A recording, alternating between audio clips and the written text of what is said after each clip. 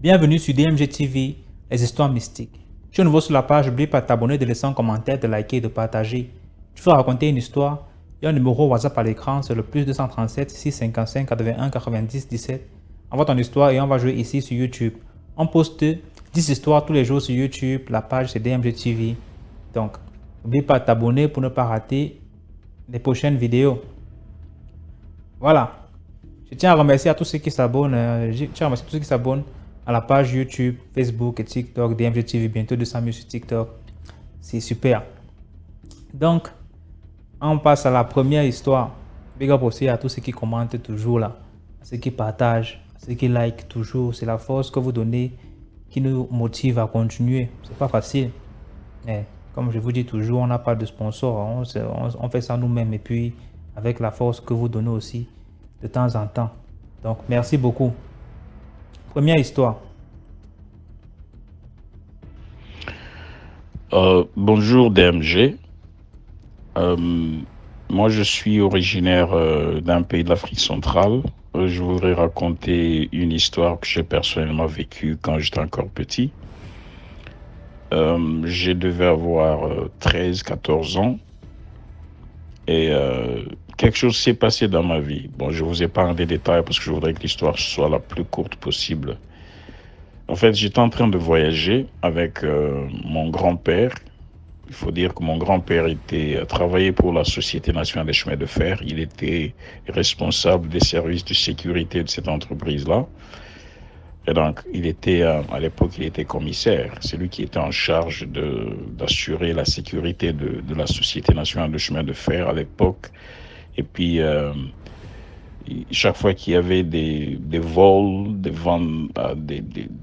des actes pas bien sur les installations de l'entreprise, c'est lui qui menait des enquêtes. Il envoyait des gens pour mener des enquêtes, ou ses services, ou lui-même dirigeait des enquêtes et tout ça. Alors, il s'est fait qu'à un moment, il m'a pris pour qu'on puisse voyager avec lui, parce qu'au fait, je porte son nom. Je porte le nom de mon grand-père. Il voulait que je sois avec lui à tout moment. Quand il allait dans des missions de service, parfois, il pouvait m'amener avec lui. Bon, j'allais là et puis bon, ces gardes du corps s'occupaient bien de moi et tout ça. Étant tout petit, j'étais très très attaché à lui. Alors il s'est fait qu'à un moment, on était en train de voyager avec lui. Il était dans ses services, dans ses enquêtes et tout ça. Et on est arrivé dans un village. On a passé la nuit là-bas parce qu'il devait mener ses enquêtes et tout ça. La deuxième nuit, il fallait quitter. On a pris le train. Parce qu'il travaillait dans une entreprise de chemin de fer, comme je l'ai dit. Et puis, il y avait un train spécial qui était à sa disposition pour ses déplacements. Alors, comme il avait aussi une équipe avec laquelle il menait des enquêtes, ces gens-là, pour les aider, ils devaient aussi transporter certains commerçants, certains passagers, pour qu'ils puissent se faire un peu de sous, quoi. Alors, le grand-père leur a permis de faire ce travail, de transporter aussi certains passagers et tout ça. Et nous étions en train de rentrer à la ville où mon grand-père habitait, où on habitait avec lui, bien entendu. Alors, il s'est fait que parmi les gens qu'on transportait, il y avait un vieillard. Un vieillard qui devait avoir plus de 70 ans. Et ce vieillard avait sa marchandise, des sacs de manioc, des sacs de maïs, des sacs de riz, des haricots. Et tellement dans le compartiment qu'on occupait à l'intérieur du train, il n'y avait plus assez d'espace. Il y a des trucs qu'ils ont mis sur le train, au-dessus du train. Parce que ce n'était pas un train électrique, c'était un train diesel. Donc, on ne pouvait pas avoir peur des fils électriques. Et les gens se sont assis dessus. Pendant que le train roulait, les gens étaient sur le train. Moi aussi, curieusement, parce qu'il faut dire à la base que j'étais aussi tellement turbulent en tant que petit, j'ai dit au grand-père, je vais m'asseoir avec les gens qui sont au-dessus. Et le grand-père, bon, tu vois, comme tout grand-père, pour satisfaire son petit-fils, il m'a dit non, c'est bon, s'il y a des gens qui vont t'encadrer là-dessus, c'est bon, on va t'asseoir. Il m'a donné 2 de ses gardes du corps avec lesquels nous sommes allés nous asseoir. Donc sur le train, il y avait beaucoup de passagers, il y avait ce grand-père qui était à côté de moi, et puis ce vieillard plutôt qui était à côté de moi, et puis il y avait les 2 gardes du corps de mon grand-père. Alors, On voyageait dans une obscurité totale, dans la brousse, une savane. Il devait être autour de minuit, 1h ou 2h du matin par là. Je regarde sur ma droite, dans la brousse, je vois une boule de feu. Une grosse boule de feu alors, qui montait, qui descendait. Et quand elle montait, elle grandissait et formait comme un cœur. Et puis quand elle descendait, elle devenait toute petite. Donc elle montait, elle grandit, et puis elle descend, elle devient toute petite. Très curieux, je ne savais rien. Mais je me suis senti comme hypnotisé, je ne pouvais pas poser de questions, ça m'a juste surpris. Et j'ai senti la chair de poule. Et curieusement, le vieillard qui était à côté de moi me pose la question. Dans la langue maternelle, il me pose la question, il dit, regarde. Il me touche, il dit, regarde. C'est quoi ça? Ben, tout le monde pouvait voir que c'était le feu. Mais lui me demande, dit, c'est quoi ça? J'ai pas pu parler, DMG. Je me suis senti comme si j'étais bloqué. J'ai eu une peur bleue. Et puis, subitement, l'un des gardes du corps de mon grand-père gifle le vieillard. Il le gifle en criant « Salaud! Qu'est-ce que tu veux faire ici ?» Il a commencé à le tabasser là. Moi, je ne comprenais rien. Je commençais à me demander, je dis, mais ce type, il m'a juste posé la question de savoir c'est quoi, pourquoi on doit le taper. Et puis le vieillard était en train de demander pardon, pardon, pardon, laisse-moi, pardon, pardon. J'ai jamais compris. Et puis il lui dit, tu veux que je te jette au sol maintenant? Tu vas rester ici et crever. Qu'est-ce que tu veux faire là? Cet enfant est innocent, pourquoi tu veux lui faire ça? J'ai jamais compris. À tout le monde s'est levé à commencer à crier sur le vieillard. Toi, un sorcier! Je ne comprenais absolument rien.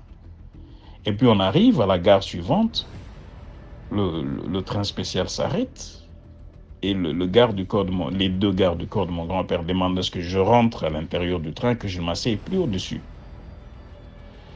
Et le vieillard qui était là est en train de saigner, et je vois, mais les deux gardes du corps en question allaient chuchoter à l'oreille de mon grand-père pour lui dire des choses.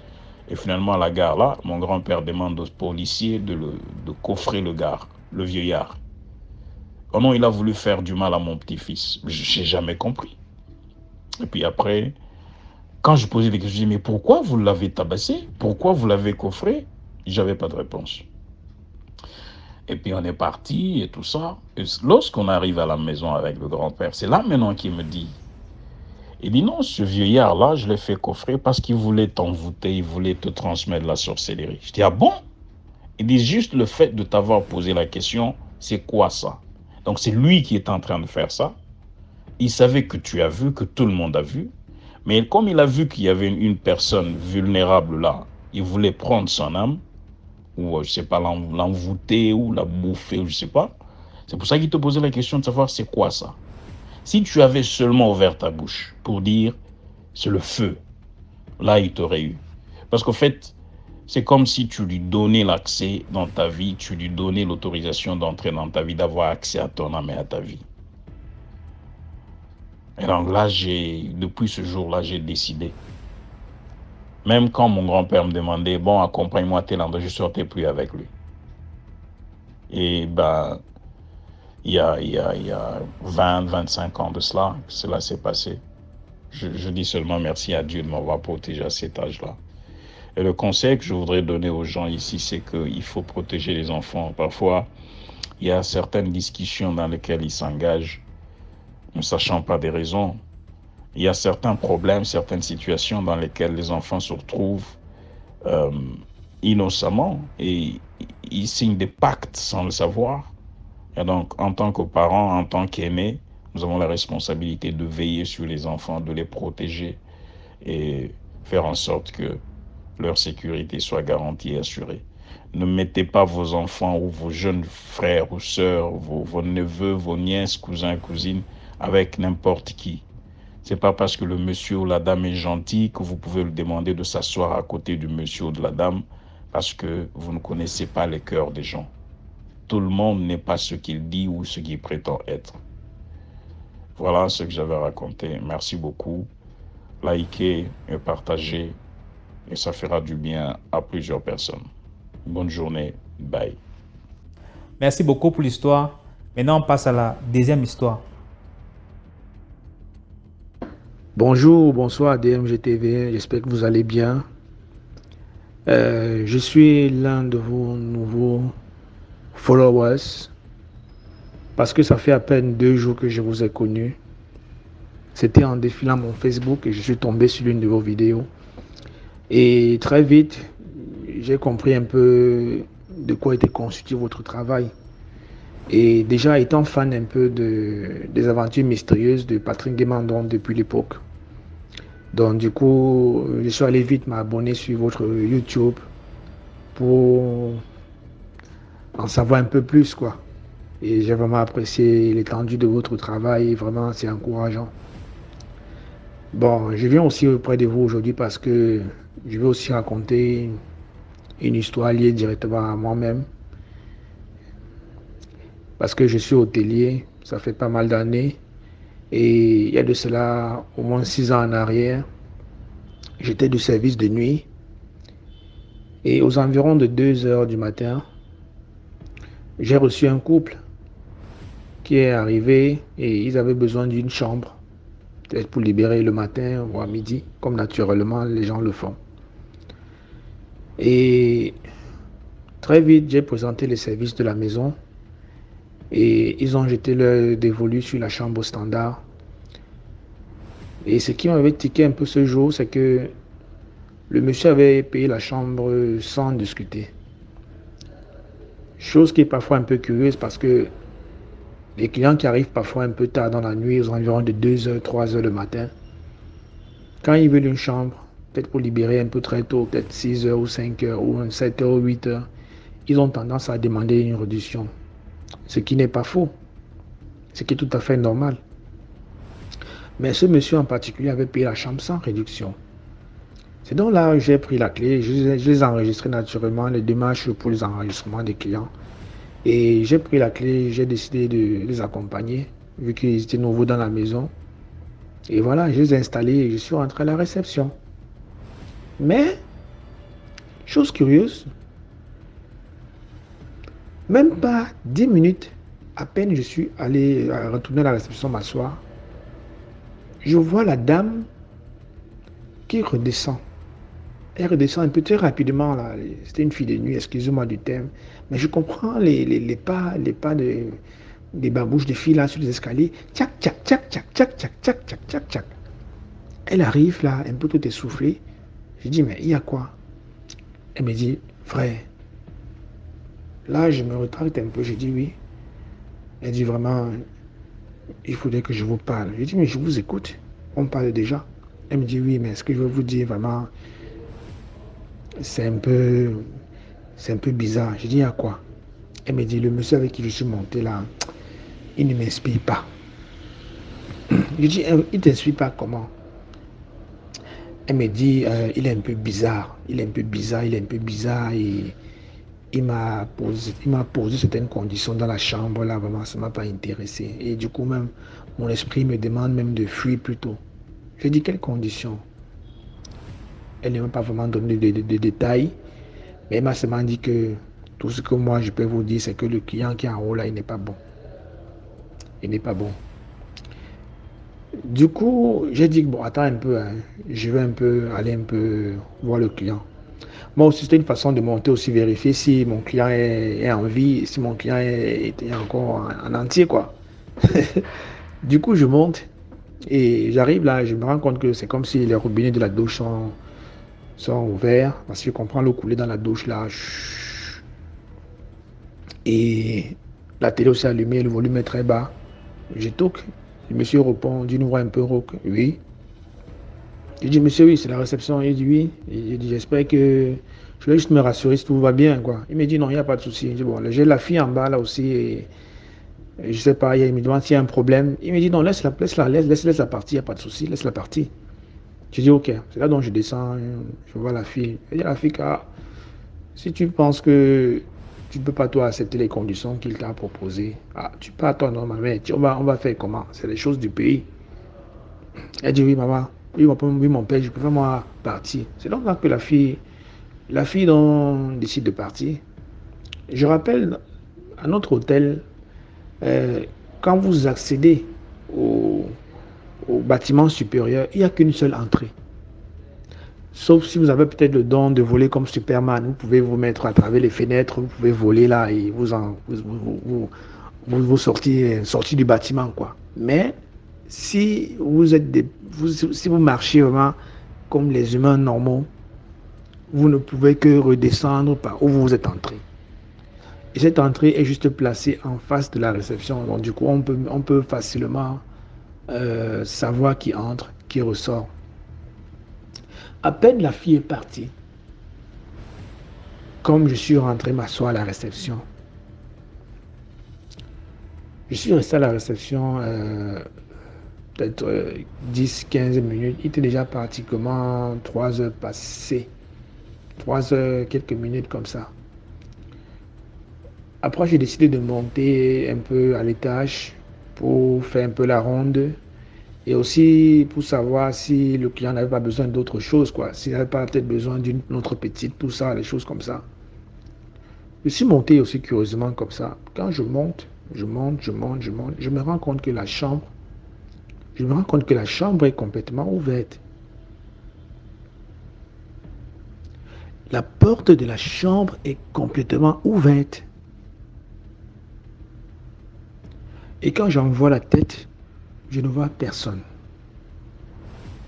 Je comprends toujours le bruit de l'eau qui est en train de s'écouler à la douche sur le lave-mains. J'arrive au niveau du lave-mains, de la douche en fait. Je me rends compte que la douche est aussi vide. Je me baisse en bas du lit. Je me rends compte que le bas du lit est vide. Je regarde dans les placards. Je me rends aussi compte que le placard est vide. Mais le monsieur n'est plus là. Les draps étaient impeccables. Tout était normal dans la chambre. Mais le monsieur n'était plus là. La seule sortie qu'il pouvait utiliser pour sortir du bâtiment était de redescendre par le chemin qu'il empruntait pour monter. À l'instant T, j'ai commencé à avoir 1001 questions dans ma tête. Qu'est-ce qui s'est passé? Le monsieur est passé par où? Et nous sommes un hôtel assez responsable. Donc les affaires que les filles viennent souvent prendre des chambres et postent des trucs sur Internet. Et voilà, les hommes viennent y monter là. Nous, on n'avait pas ça. On n'acceptait pas ça. Donc les clients qui étaient logeants aussi, des clients que je connaissais, c'était des clients de la maison. Il n'y avait même pas une femme parmi pour dire, bon voilà, peut-être il y a eu des coïncidences dans le couloir et tout ça. Le monsieur avait complètement disparu. Moi, j'ai juste fait ma prière comme d'habitude. J'ai fermé la chambre, j'ai éteint la clim, j'ai éteint les lumières, la télé, j'ai fermé les robinets et je suis rentré m'asseoir à la réception. Voilà mon histoire. C'était assez bizarre, mais voilà.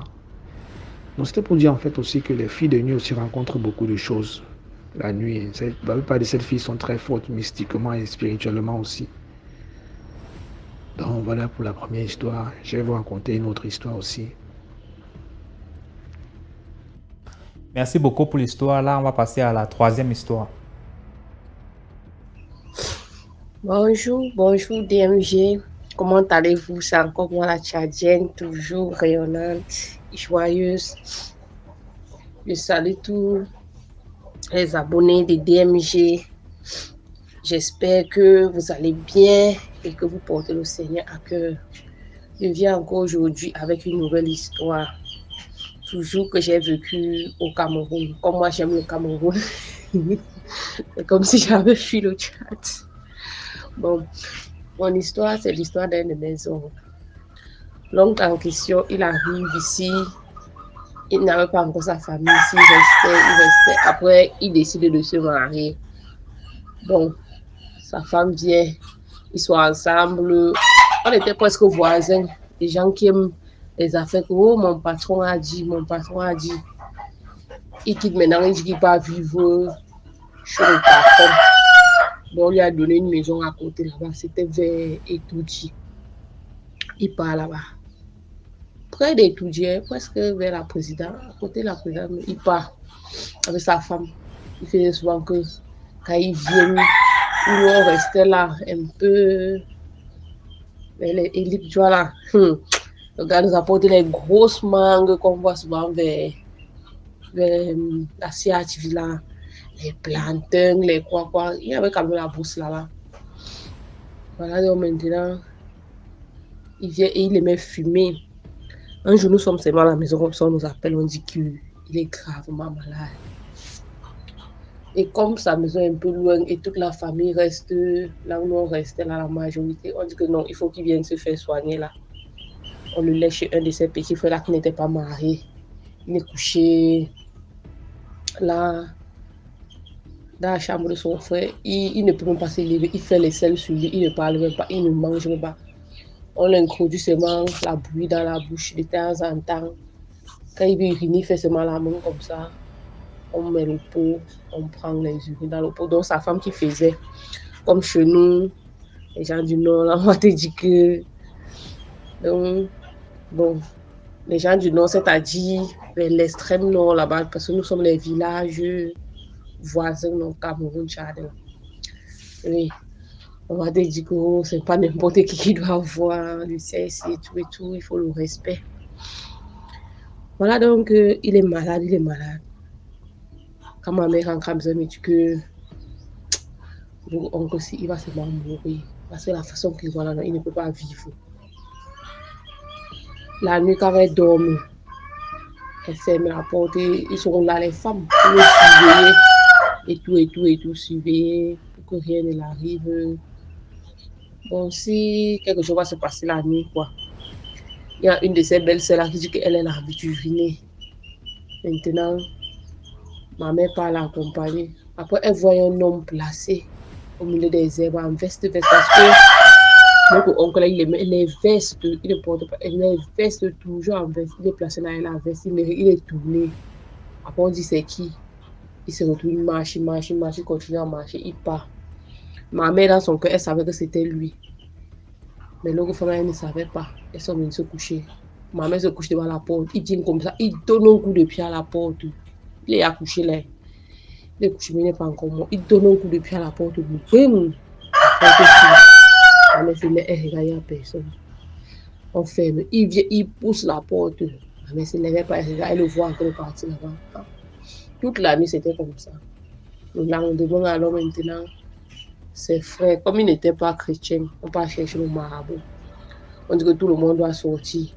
Il commence à faire les incantations là-bas dedans. Après, il soit avec l'eau dans un plat.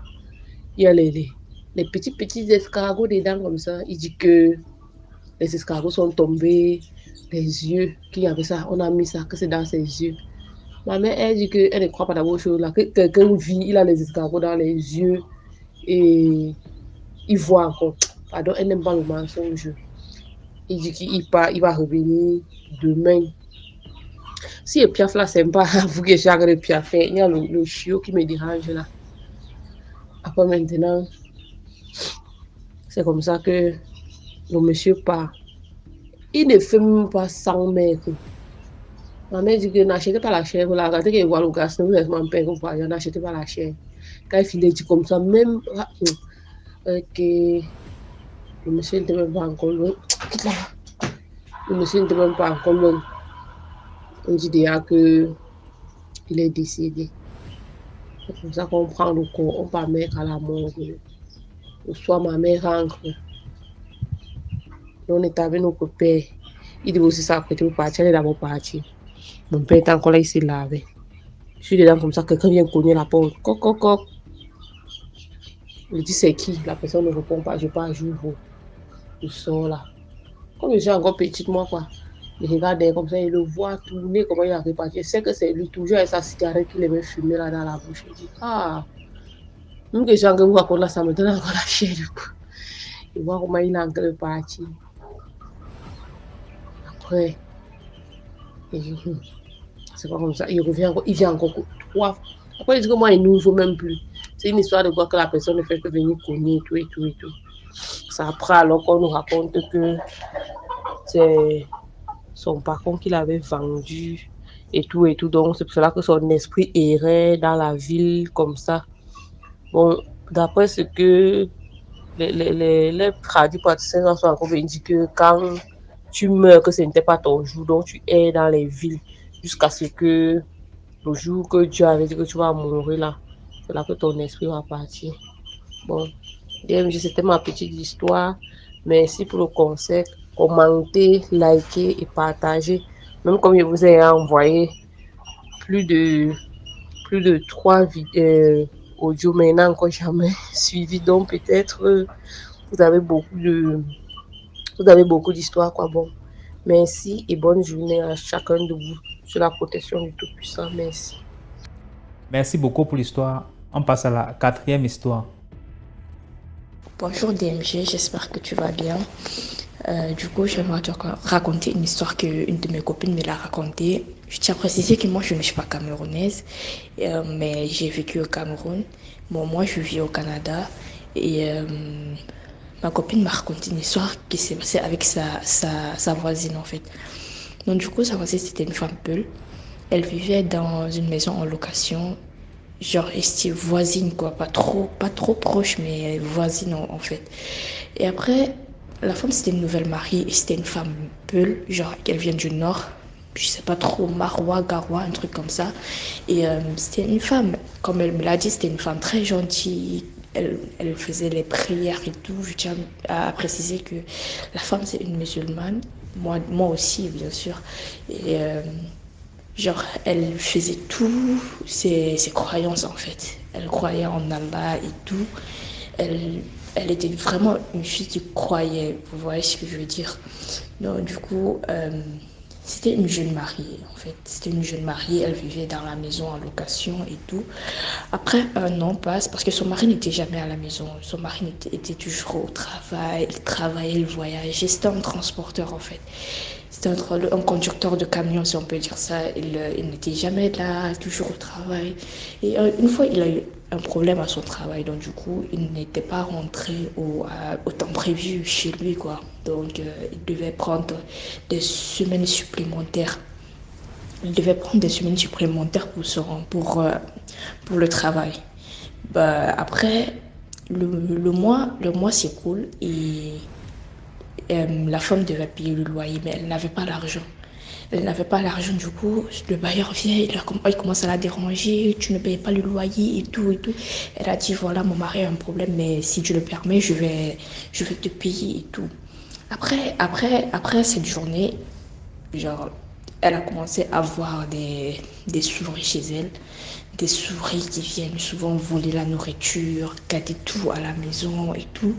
Elle trouvait ça normal parce que vraiment au Cameroun il y a des souris et tout, mais elle, dans sa maison c'était exagéré, si on peut dire ça, c'était exagéré.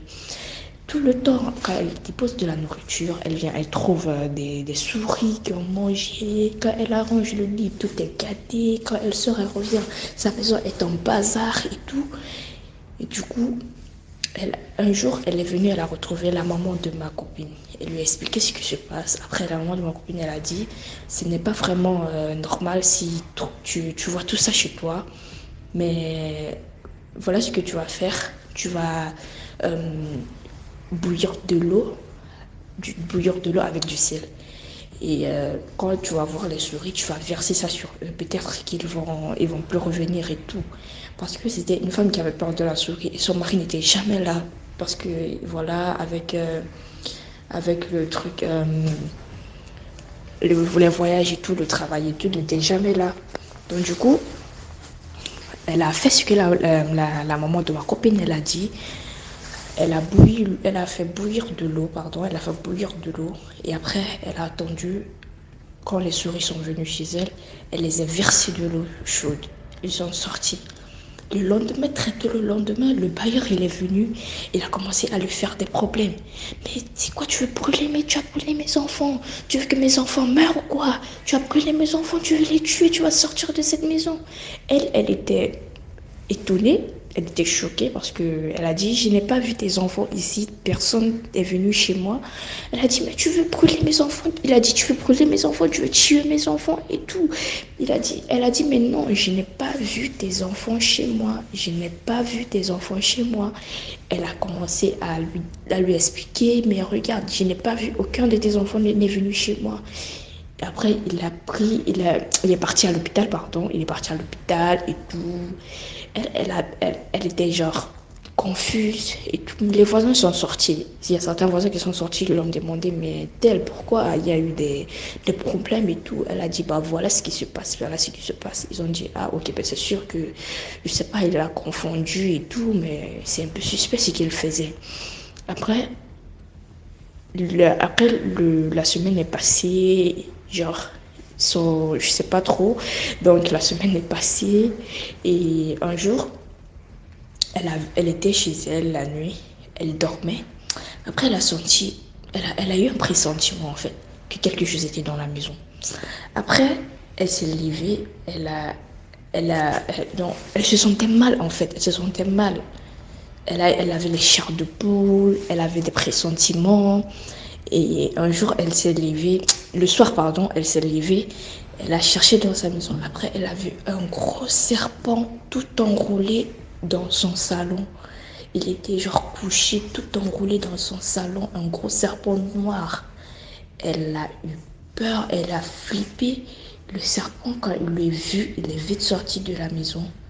Il est vite sorti de la maison. Elle aussi, la nuit, là, elle est sortie, elle est partie, elle a réveillé les voisins. Voilà ce qu'elle a vu. Le serpent, il est sorti, mais le serpent a carrément disparu quand il est sorti. Tout le monde disait, ah, mais c'est quoi ce truc? La souris, après maintenant, c'est le serpent et tout, c'est vraiment suspect.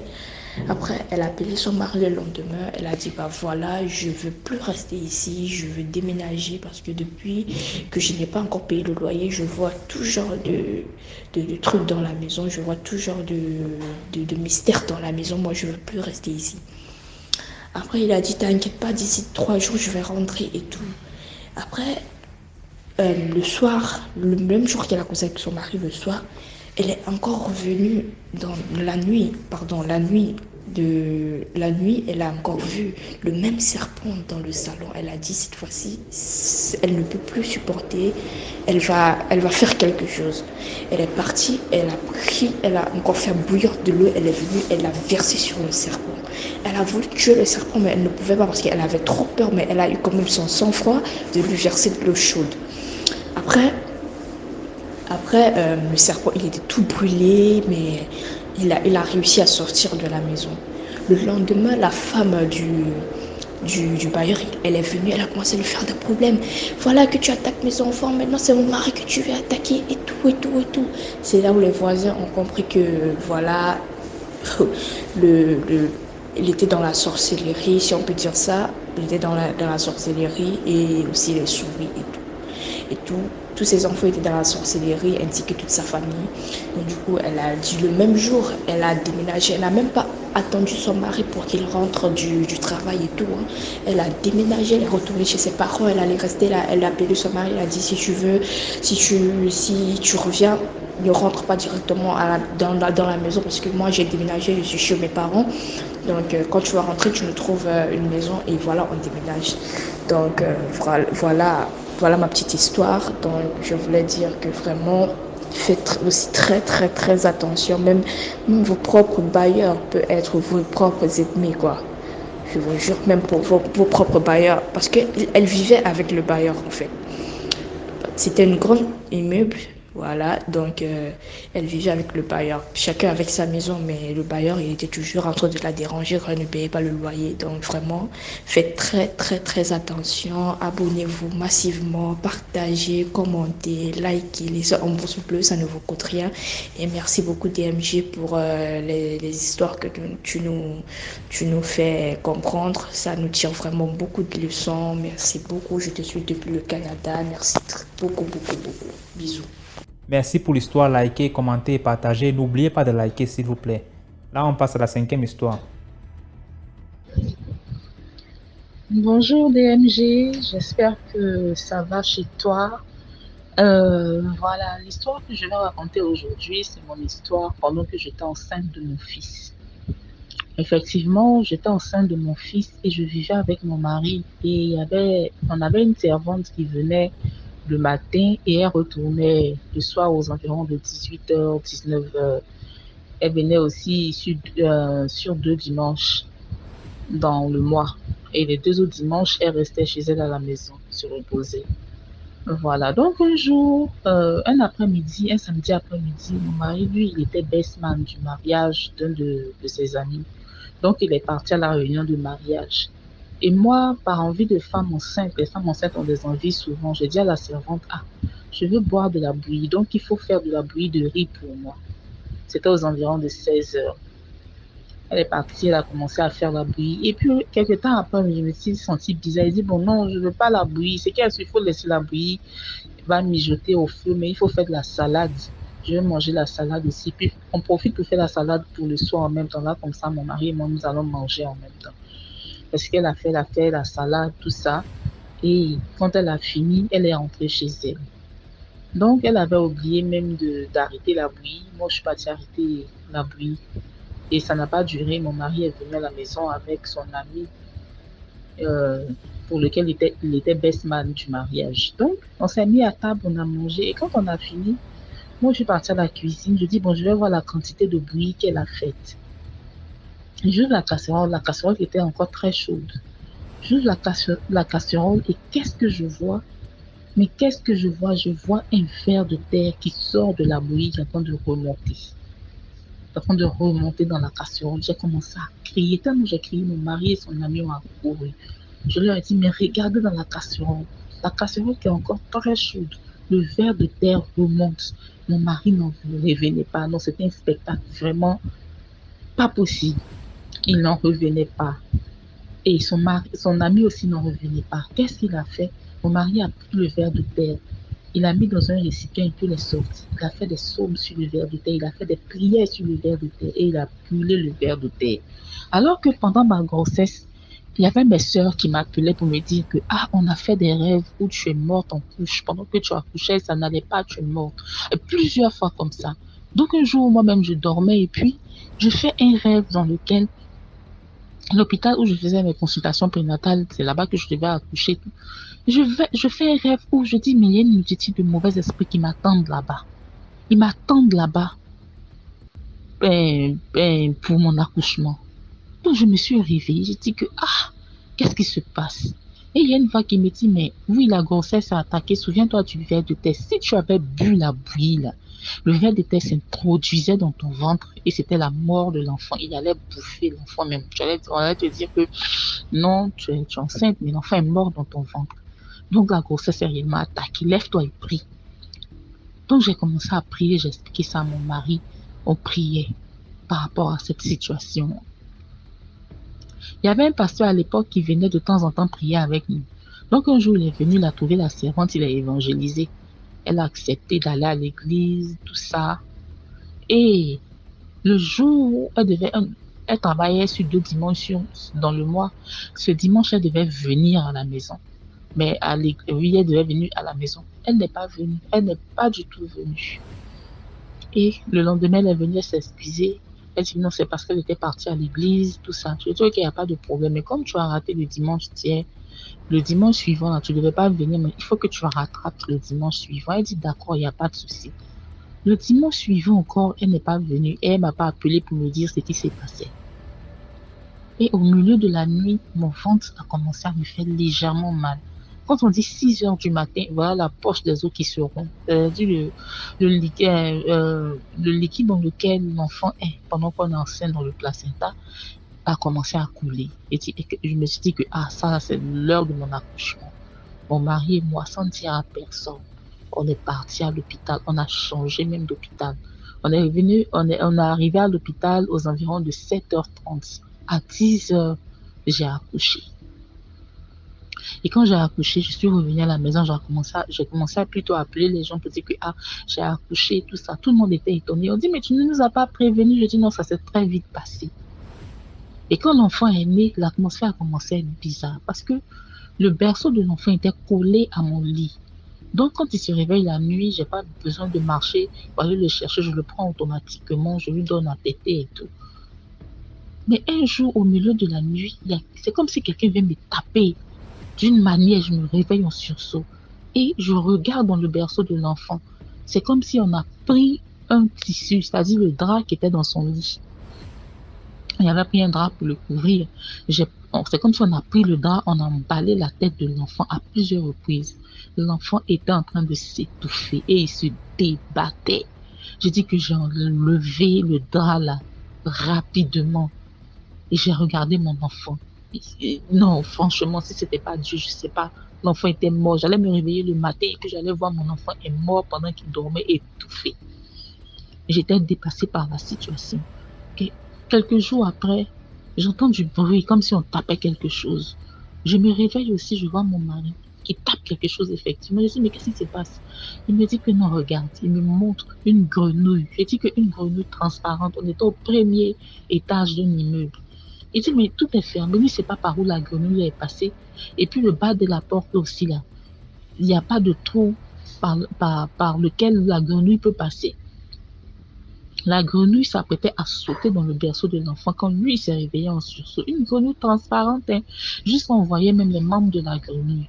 J'étais étonnée, lui aussi. Le lendemain, c'est même pas petit 2 jours après, le même scénario. On ne sait pas si c'est la même grenouille ou bien d'autres grenouilles, mais c'était une grenouille transparente. Il tue la grenouille, il va la jeter. Le surlendemain, et c'était successif, hein, le surlendemain, c'était un gros cafard. Il tue le cafard. Donc lui-même, ça fait qu'arrivé à un certain moment même là, naturellement, il ne dormait plus. Un jour, il est là et puis il voit un scarabée, mais un gros scarabée qui avait réussi à s'introduire dans le berceau de l'enfant. Et il partait vers l'enfant. Il a tué le scarabée, il m'a réveillé. Il dit, mais ça là, il y a quelque chose qui ne va pas. Il dit, bon d'accord, il n'y a pas de souci, moi je prends l'enfant maintenant. Il ne dort plus dans son berceau, je le mets à côté de moi.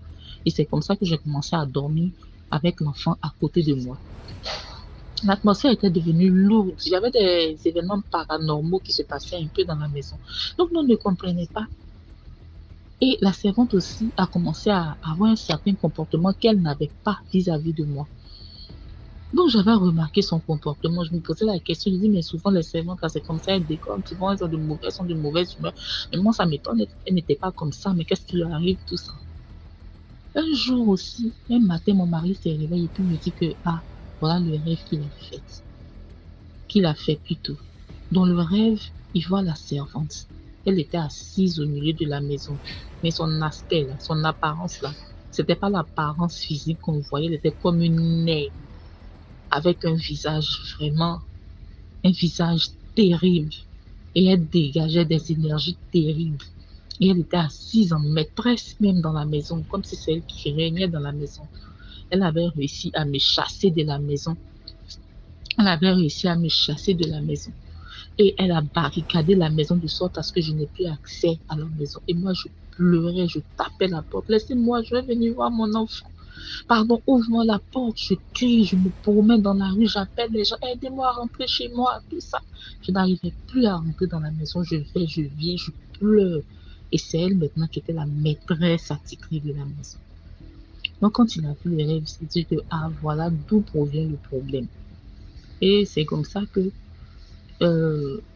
l'agence dans laquelle il est parti prendre la servante, il a appelé le patron de l'agence pour lui dire que, vraiment, on est content du travail de la servante et maintenant, on va la libérer, tout ça. Voilà. Il a inventé quelque chose comme ça que non, on a notre cousine qui va venir du village, elle va aider à s'occuper de l'enfant, tout ça. Donc, il a donné rendez-vous au monsieur de l'agence. Le monsieur est venu et il a fait asseoir, le monsieur l'a fait asseoir la servante et puis il a dit à la servante, voilà, on te remercie. Et comme il y a une cousine qui vient du village, vraiment, elle va aider à s'occuper de l'enfant, tout ça. La servante a commencé à faire un scandale pas possible. Elle dit, elle ne va pas, elle ne bouge pas.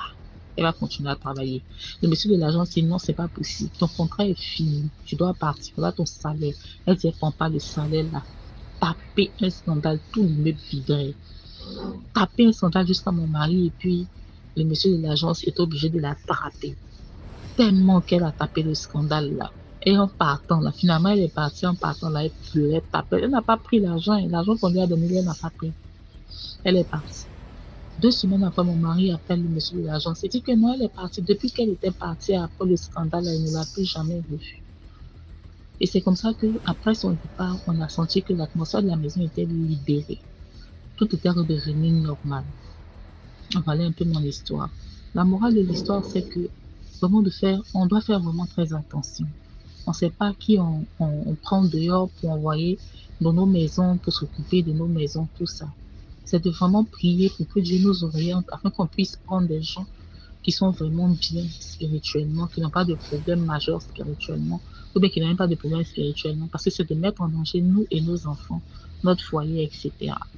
Donc, c'était mon histoire. Merci DMG. Merci beaucoup pour l'histoire. Maintenant, on passe à la 6e histoire. Likez, commentez, partagez. Bonjour DMG, bonjour la famille DMG, j'espère que tu vas bien. N'oubliez pas, avant de continuer, n'oubliez pas de commenter, liker et de partager.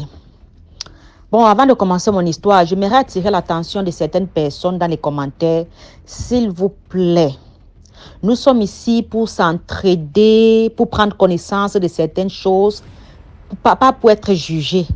Parce que quand j'ai raconté ma première histoire ici, dont je n'ai même pas, certaines personnes m'ont tellement jugé que je n'ai même pas eu la force de continuer dans les commentaires et peut-être pouvoir suivre le cours des commentaires, des personnes qui vont donner des conseils et tout, parce que c'est très frustrant, sans vous mentir. C'est très frustrant. Personne n'est parfait. On est là, tout le monde commet des erreurs. Bon, on est là, on n'est pas là pour juger. Donc, s'il vous plaît, soyez un peu indulgents.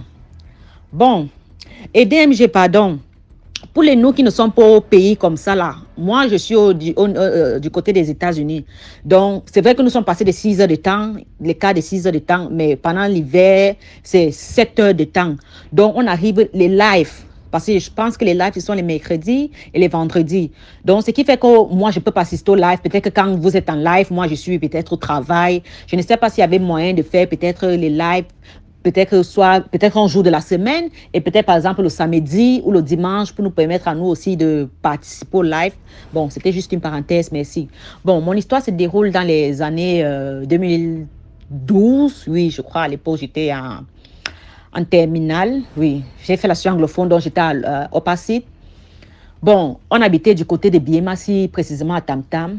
Bon, un jour dans la nuit, je dors. Je me rends compte que je suis déjà, je ne sais pas, on dit paralysée sur le lit, mais je n'arrive pas à bouger. C'était vers les environs de 2 heures, 3 heures comme ça. Je dormais avec ma petite soeur, je précise, je dormais avec ma petite soeur. Je n'arrivais pas à bouger sur le lit. Je suis comme paralysée, mais en fait, j'étais consciente. Quand j'ouvre les yeux, donc on dormait dans le noir, mais le reflet de la lune, il y avait juste une armoire. Je ne sais pas si on dit un armoire, une armoire. Bon, j'ai fait les études anglophones, bon, ne me jugez pas trop. Bon, au niveau de la fenêtre, donc ce qui fait que la lumière de la lune, si je peux le dire, reflétait un peu. Donc, quand j'ouvre les yeux, je vois une grand-mère, mais je ne voyais pas très bien le visage, avait un petit garçon, mais c'est qu'elle était de teint noir, avait un petit garçon un peu brun, lui était de teint clair, mais un peu brun, assis sur la moire. Et donc, ils étaient en train de nous regarder. Moi, de mon côté, je me débattais, je n'arrivais pas à parler. Après un moment, donc je me suis tellement débattue. Après un moment, un cœur m'a dit, il faut prier. J'ai commencé à prier. Après, je me lève subitement. Je vois ma petite soeur se lève aussi subitement. Je lui demande, pour être sûre que peut-être qu'elle a vu la même chose que moi. Je lui demande, qu'est-ce que tu as vu? Elle me dit, j'ai vu une grand-mère avec un petit garçon. C'est là où moi j'ai su que, effectivement, ce que j'ai vu, je n'étais pas en train de rêver. Le lendemain matin, parce que moi je suis née dans une famille très chrétienne, donc le lendemain matin, on s'est réveillé, on a raconté le rêve à notre mère, ma mère a prié, on a fait un tas de choses. Après, bon, c'est passé. L'année qui suivait, en 2013, j'ai eu mon bac. Bon, comme j'habitais du côté de Biemassi Tam Tam, donc ce qui fait que moi, je devais aller à Soie pour mes études universitaires. Bon, c'était la distance, ceux qui vivent à Yaoundé connaissent la distance qui était Biémassi. Pour Soie, c'est pas évident parce qu'il faut prendre le taxi pour la Camé, il faut prendre les cars pour aller à Soie. Bon, j'avais un oncle, j'avais un oncle qui habitait du niveau de Omnisport, ceux qui connaissent Omnisport. Il habitait derrière la pharmacie Omnisport. Donc, c'était un peu plus facile. Du genre, tu sors, tu prends ton car, 200, après, tu es au campus. Bon, j'ai décidé donc d'aller chez mon oncle pendant la période des cours, parce que je crois que c'était 3 fois par semaine. En 4 fois, bon, je ne me rappelle plus trop. Donc, je pars chez mon oncle. Une nuit, bon, je suis restée là-bas pendant des temps, je n'avais rien vu. Bon, une nuit, je dormais. Quand je dormais avec mon cousin dans les lits en étage. Moi, je dormais en bas, lui dormait en haut. Dans le fils de mon oncle. Je dors dans la nuit. Après, je suis paralysée. J'ai encore la même paralysie. Je n'arrive pas à bouger. J'ouvre les yeux, Seigneur. Je vois le même petit garçon que j'avais vu la première fois chez nous au niveau de Tam Tam. C'est-à-dire que, quand moi je dormais, j'étais un peu poussée devant. Il était placé devant le lit et ses mains posées sur le lit. Il me fixait. Il me regardait, je le regardais, je n'arrivais pas à bouger. Et ce jour-là, mon oncle était là, la chambre directement après la mienne. Et ma grande sœur était dans la chambre qui est en face de nous. Donc j'étais là-bas avec ma grande sœur, elle était venue. Bon, elle était venue, je ne sais pas trop pourquoi elle était venue, mais elle était quand même là. C'est-à-dire le petit garçon, il me regarde, donc ses mains étaient posées sur le lit. C'était un petit garçon peut-être de 5 ans, si j'ai bonne mémoire. 5 ans, oui, 5 ans, pas plus. Placé au niveau de mon lit, il me regarde. Je n'arrive pas à bouger. Je le regarde. La prière ne m'est pas passée dans la tête puisque j'étais traumatisée. Mais j'ai vu ça, je me suis dit, bon, Dieu merci pour moi. Ma grande sœur qui était dans la chambre d'en face, elle s'est réveillée. Je crois qu'elle partait faire pipi. Donc, du coup, quand elle marchait, elle faisait les brouillons au niveau du couloir. Le petit garçon, il se retournait, regardait au niveau de la porte pour voir si la personne devait venir. Mais pendant ce temps, avant que même ma grande sœur ne sorte de la chambre, j'étais en train de me battre, je bougeais, je n'arrivais pas à parler, mais je faisais un peu des bruits comme pour que mon cousin qui est en haut puisse comprendre et se réveille. Mais j'ai tellement fait ça, je faisais jusqu'à là. Mon cousin ne s'est même pas réveillé, il n'a même pas bougé. Alors que habituellement, quand il y a un petit bruit, il bouge. Mais ce jour-là, il était profondément endormi. Avec tous les bruits que j'ai faits, il n'a pas compris. Donc, quand ma grande soeur sort de la chambre, elle entend Donc, pendant qu'elle marchait, il se retournait pour regarder au niveau de la porte. Après, quand ma grande soeur ouvert la porte, elle me dit, c'est là où je me suis levée. Elle me dit, c'est quoi? Je dis, il y avait un petit garçon. Elle-même m'a fait comprendre que quand elle était au niveau du couloir, elle a eu la chair de poule. Elle ne sait pas pourquoi. Donc, elle a eu une chair de poule. Après, subitement, elle a entendu dans les bruits de quelqu'un qui n'arrivait pas à parler, mais qui essayait de faire des bruits. C'est là où elle est entrée dans ma chambre. Je lui ai donc raconté que, bon, voilà ce qui s'est passé. Et tout. Comme je disais, nous sommes nés dans une famille chrétienne. Mon oncle lui-même, il est donc très chrétien. Il prie beaucoup. Il est venu, on a fait une prière, il a aspergé le sel béni. Je me suis oint avec l'huile d'olive bénie, on a prié. Bon, après ça, je n'ai plus jamais revu le petit garçon, plus jamais, mais j'ai toujours eu des paralysies de temps en temps. Bon, je ne sais pas trop qui c'était ce petit garçon parce qu'on avait vraiment prié ce jour-là. Et depuis ce jour-là, je n'ai plus jamais revu ce petit garçon. Bon, c'était un peu ça ma petite histoire. J'espère que vous allez commenter, liker et surtout n'oubliez pas de partager. Bye bye. Merci beaucoup pour l'histoire. Maintenant, on passe à la 7e histoire. Bonjour DMJ, bonjour à toute la communauté. N'oubliez pas de liker, partager et commenter. Ce qu'on fait, c'est pour sensibiliser en fait. En fait, c'est l'histoire que je raconte, c'est pour sensibiliser les femmes qui rencontrent souvent les hommes avec leurs enfants. Si vous voyez que vous ne pouvez pas supporter un homme avec ses enfants, laissez-le et vous partez. En fait, mon père avait rencontré une femme à l'époque, elle avait pratiquement 19 ans. Et entre mon père et ma mère, ils avaient pratiquement fait 13 ans de concubinage ensemble. 13 ans. Il fait donc que ma crème était tombée gravement malade. Il demande à ma crème que entre Nadine et la mère de mon enfant, tu aimerais que j'épouse qui? Ma grand mère dit Nadine. Mon père étant donc fils à maman, elle a épousé Nadine. Quelques temps après, une autre de mes tantes était morte, elle a laissé entre mes mains ma cousine à mon père là. Il fait qu'il vivait là-bas à 3. Chaque temps qu'il partait en week-end chez mon père, ma cousine là, il y avait toujours les plaintes, il y avait toujours les histoires que oh, elle a bagarré avec Nadine, oh, elle a bagarré avec Nadine, il y a toujours les choses, bref, toujours les tiraillements entre elles là, elle n'arrivait pas à s'entendre. Jusqu'à ma cousine a dit à mon père que tonton, tu vois, moi, je ne peux pas supporter le rythme de vie de ta femme, je préfère partir chez mon père. Ma cousine là est partie chez son père. Elle a dit qu'elle ne peut pas supporter. Il y avait donc alors sa belle-sœur, dont la sœur de mon père, elle est venue aussi laisser sa fille. Maintenant, vous connaissez les enfants de croire qu'à quand là, elle partait toujours raconter les choses à sa mère. Que, oh, tante Nadine est comme ça, tante Nadine est comme ça. Jusqu'à ma tante, elle est venue enlever sa fille, elle de là. Elle dit donc alors à mon père que tu es toujours là, tu ne fais que prendre les enfants des gens dehors de tes frères, de tes soeurs, venir habiter chez toi. Et pourtant, toi-même, tu n'as pas d'enfant et dehors. Va chercher ton enfant, on vient rester ici ensemble. Voilà comme ça que mon père vient me chercher, non. Et je dis à mon père que il y a ma petite soeur là-bas. Pour qu'elle ne soit pas trop lésée, ma petite soeur vient rester avec nous. Le problème est qu'il peut m'avoir les 8 ans comme ça. Et entre sa petite soeur et moi, on pouvait m'avoir 10 ans d'écart. On vivait bien. Là, il avait la paix, la quiétude. Déjà au départ, moi, je n'aimais pas Nadine. Mais après, là, on n'a pas appris à la connaître.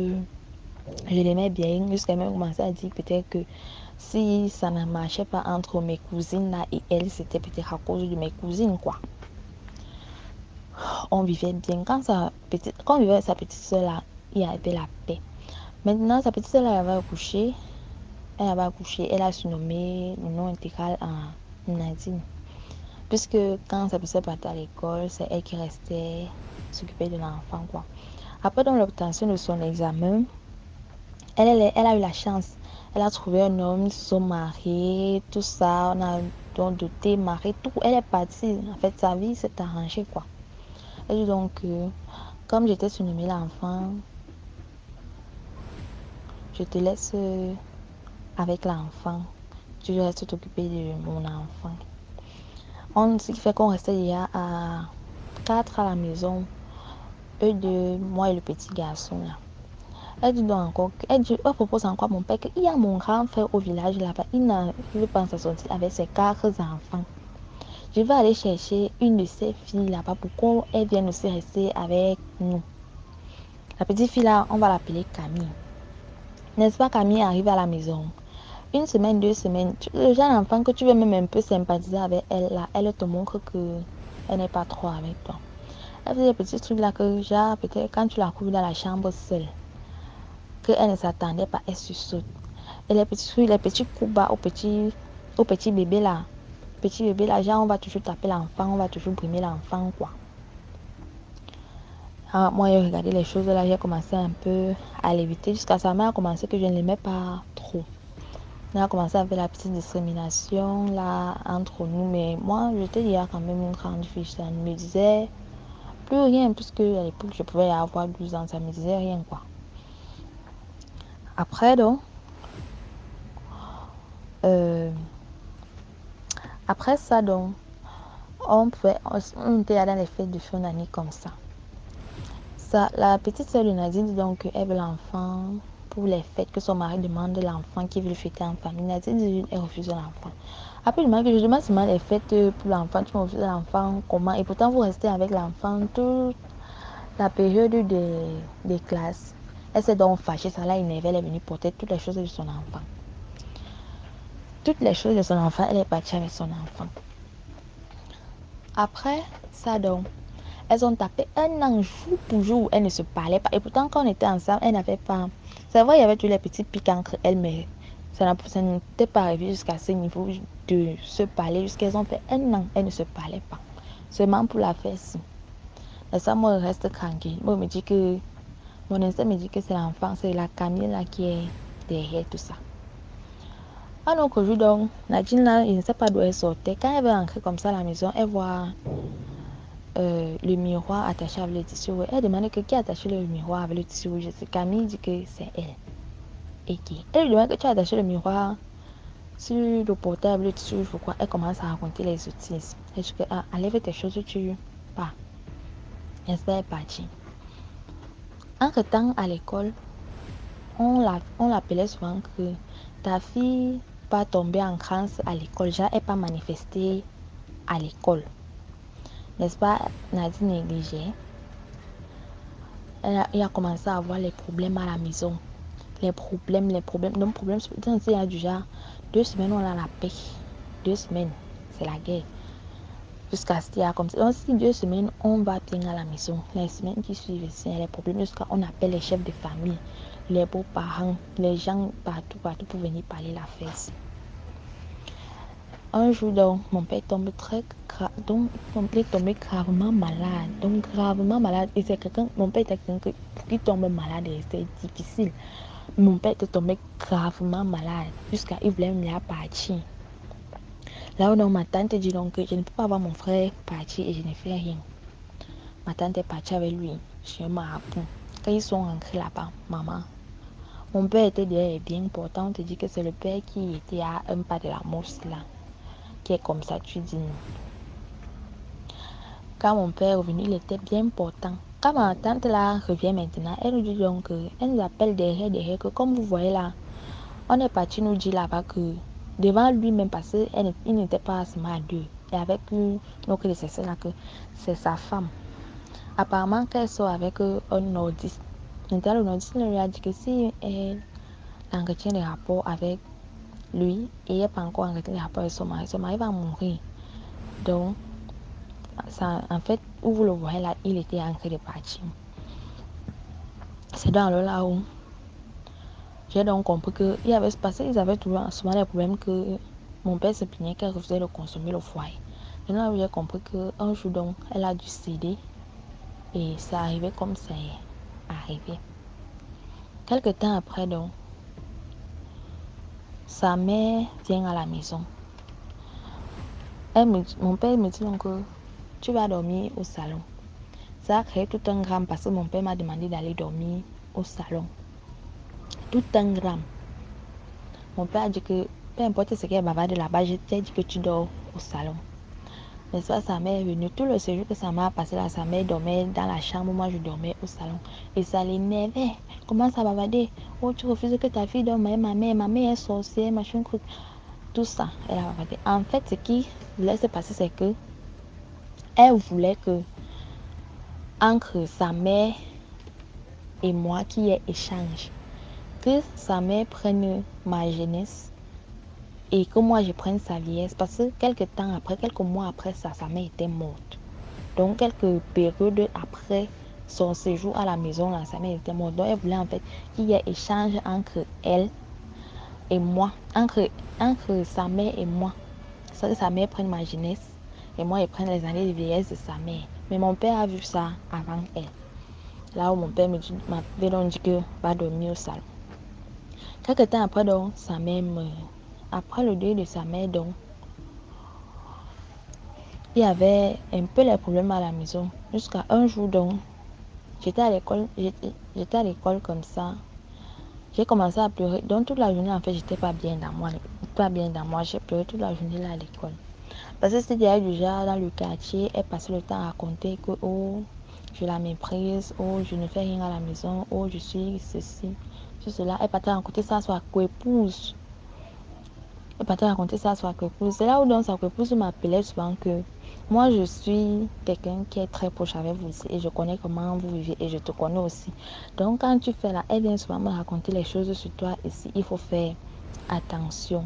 Ne la méprise jamais. Il faut seulement faire attention. Ce qui est, c'est que s'il y a un truc, je vais toujours te dire parce que je te connais. N'est-ce pas? C'est comme ça qu'on vivait. Jusqu'à la journée là, j'ai passé toute la journée, je pleurais. Après, on nous a surpris avec un truc à l'école, quoi, en disant qu'on devait faire les cours de répétition parce que on devait faire les cours de répétition. Et qui fait donc que on a fait les cours de répétition du jour là de 15h jusqu'à 18h30. Je suis donc rentrée à la maison à 18h30. Après, je rencontre mon père à un autre entrée. Il me dit que... Excusez-moi. Il me dit que depuis que tu es parti à l'école, là, il y avait quoi là-bas. Je commence à lui expliquer que... Tu vois, le malentendu depuis, en fait, c'est ça. Il me dit donc, ah, ok. Quand tu vas arriver à la maison, même si on te dit quoi là-bas, ne parle pas. Tu ne dis rien. Est-ce que tu m'entends? Il me dit aussi oui. Quand j'arrive à la maison, maman, je trouve qu'elle a déjà chauffé jusqu'à... Elle commence à bavarder. Oh, tu étais chez le gars. Oh, tu étais chez les ceci. Oh, tu étais chez les cela. Machin, tout. Elle commence à bavarder. Bavarder. Après, moi, ça me disait même rien parce que j'étais fatiguée. Tellement le jour où on avait travaillé à l'école, j'étais fatiguée. Après, elle me dit que prends même le téléphone là, tu viens me donner ça ici. Je prends le téléphone, je pose parce que je ne voulais même pas encore discuter. Je prends le téléphone, je pose. Après, elle me dit que prends le chargeur, tu viens déposer. Elle dit que tu veux faire quoi avec mon chargeur? Je t'ai alloué le téléphone, non? Tu vas encore faire quoi avec le chargeur? Elle me dit que j'ai dit que tu viens me poser le chargeur ici. J'ai pris une partie, j'ai pris le cordon, je lui ai donné. J'ai dit que je ne te donne pas mon bois. C'est parce qu'à l'époque là, comme elle était souvent bizarre, là, mon téléphone était plus performant que son téléphone. Donc, et je ne voulais pas qu'elle utilise mon téléphone parce qu'elle avait l'habitude de fouiller en fait mon téléphone. J'ai dit que je ne lui donne pas le chargeur et mon téléphone était à plat.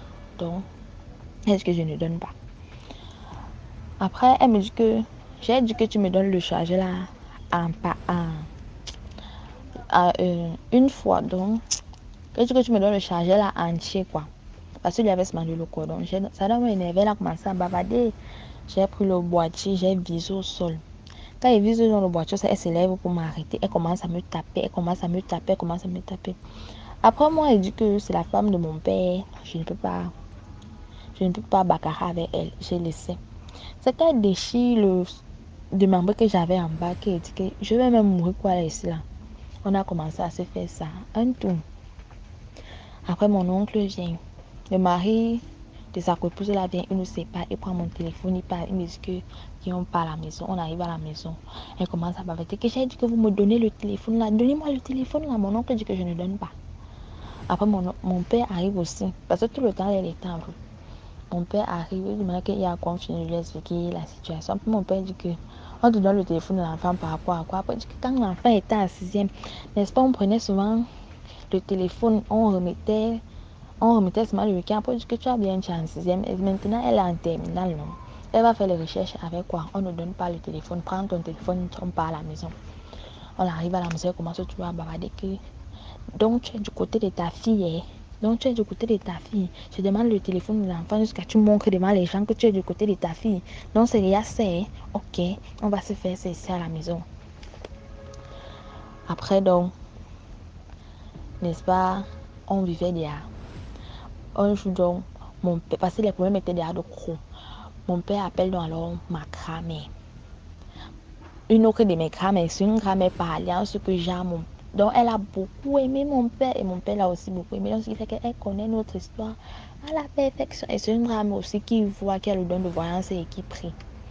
Mon père l'appelle donc que pardon maman, j'ai besoin que tu viennes un peu prier dans la maison. C'est parce que de toute façon c'est déjà un jazz là, nous on ne peut plus supporter. Ma grand-mère arrive d'abord. Elle dit que l'enfant qui est dans la maison, c'est là, c'est qui? On lui dit que c'est l'enfant. Mon père dit que c'est l'enfant de mon beau-frère. Et que, puis maintenant qu'elle est là dans la maison, c'est depuis quand? Mon père lui répond. Après, il dit que vous ne savez même pas que c'est elle qui est la cause de tous vos problèmes dans la maison aussi. Après, ma grand-mère laisse. Après, lui demande que, après, ma grand-mère demande à Camilla que je parle ou bien tu parles d'abord. Elle ne répond pas. Après, elle lui dit que arrête de m'envoyer les étincelles que tu m'envoies là. Arrête de m'envoyer ça. Après, elle regarde ma grand-mère, elle toise ma grand-mère, elle regarde ma grand-mère, elle toise ma grand-mère. Une petite fille de 8 ans, hein, elle regarde ma grand-mère, elle toise. Après, elle me dit que moi, je ne peux pas regarder ma grand-mère comme ça jusqu'à la toisée.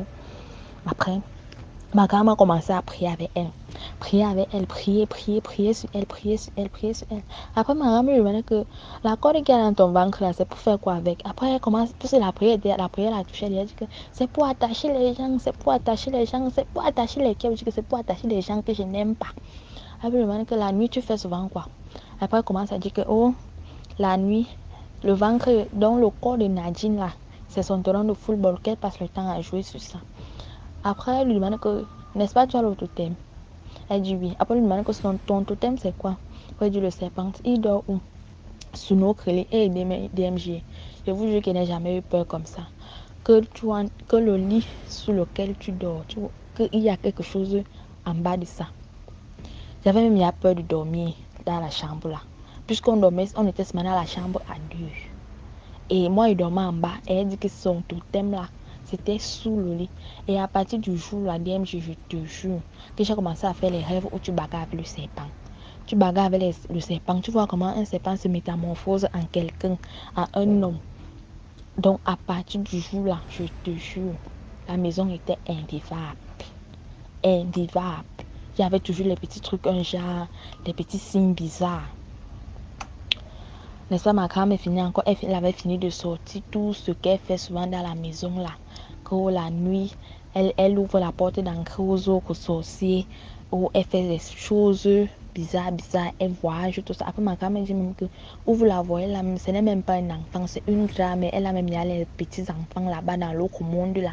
Elle a dit les petits-enfants, les petits-enfants. Donc, où la voyez là, ce n'est même pas un enfant. Et ça, ma grand-mère est partie. Avant même que ma grand-mère ne parte, dès qu'on a fini avec elle, on a pris mon problème. Après, quand on vient raconter l'histoire qui s'est passée, jusqu'à on a bacarré là, Nadine commence à chauffer.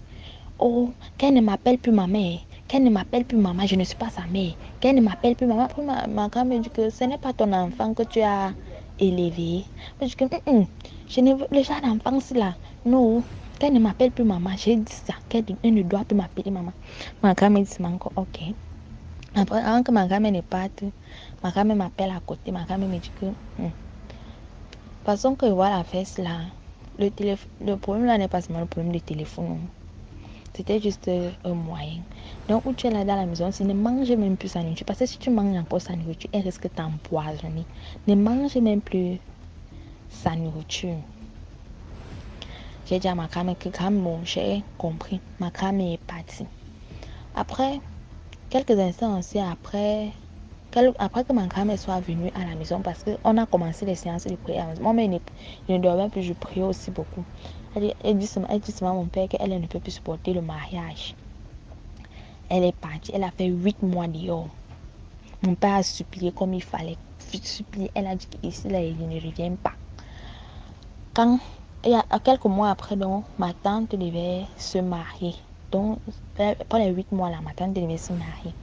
Mon père a donc supplié que quand les gens vont venir, on va demander que ta femme est où, il ne va pas pouvoir répondre. Il doit le supplier, elle a dit qu'elle revient. Mais elle a donné les conditions à mon père que si elle ne peut pas revenir en fait, si Camille ne revient pas, elle ne revient pas.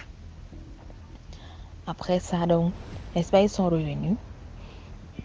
On a commencé encore à vivre là, comme ça.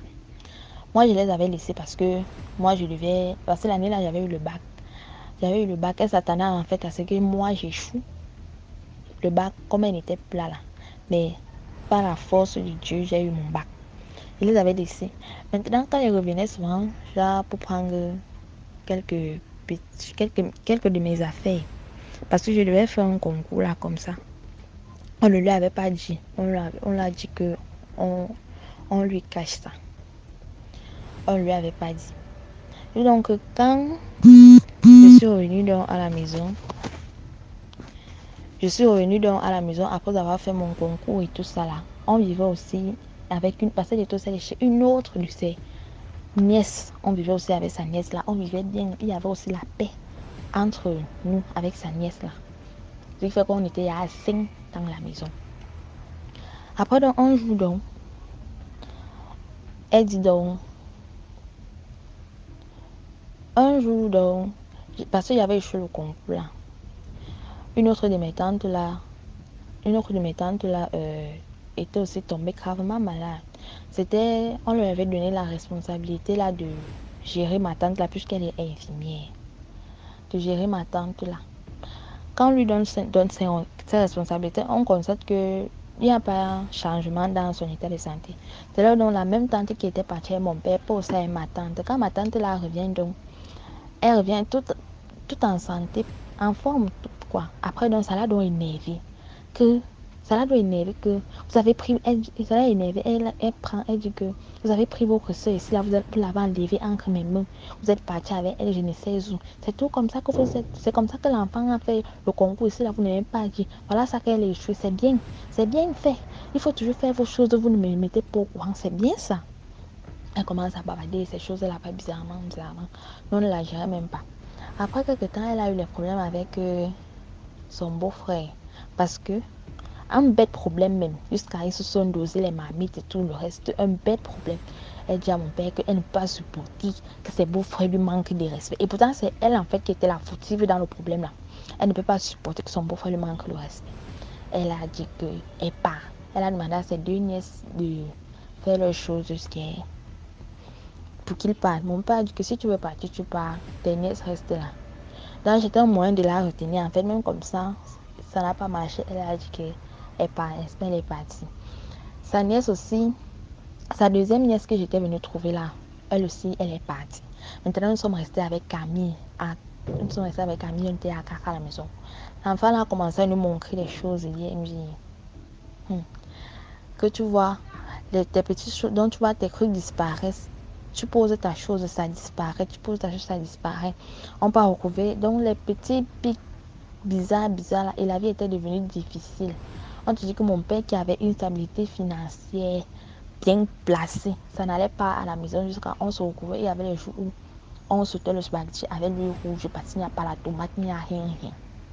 Donc c'était l'enfant là en fait qui était le chef d'orchestre de tout ce qui se passait là à la maison. C'était l'enfant là qui était le chef d'orchestre de tout ce qui se passait à la maison, qui nous menait la vie dure à la maison.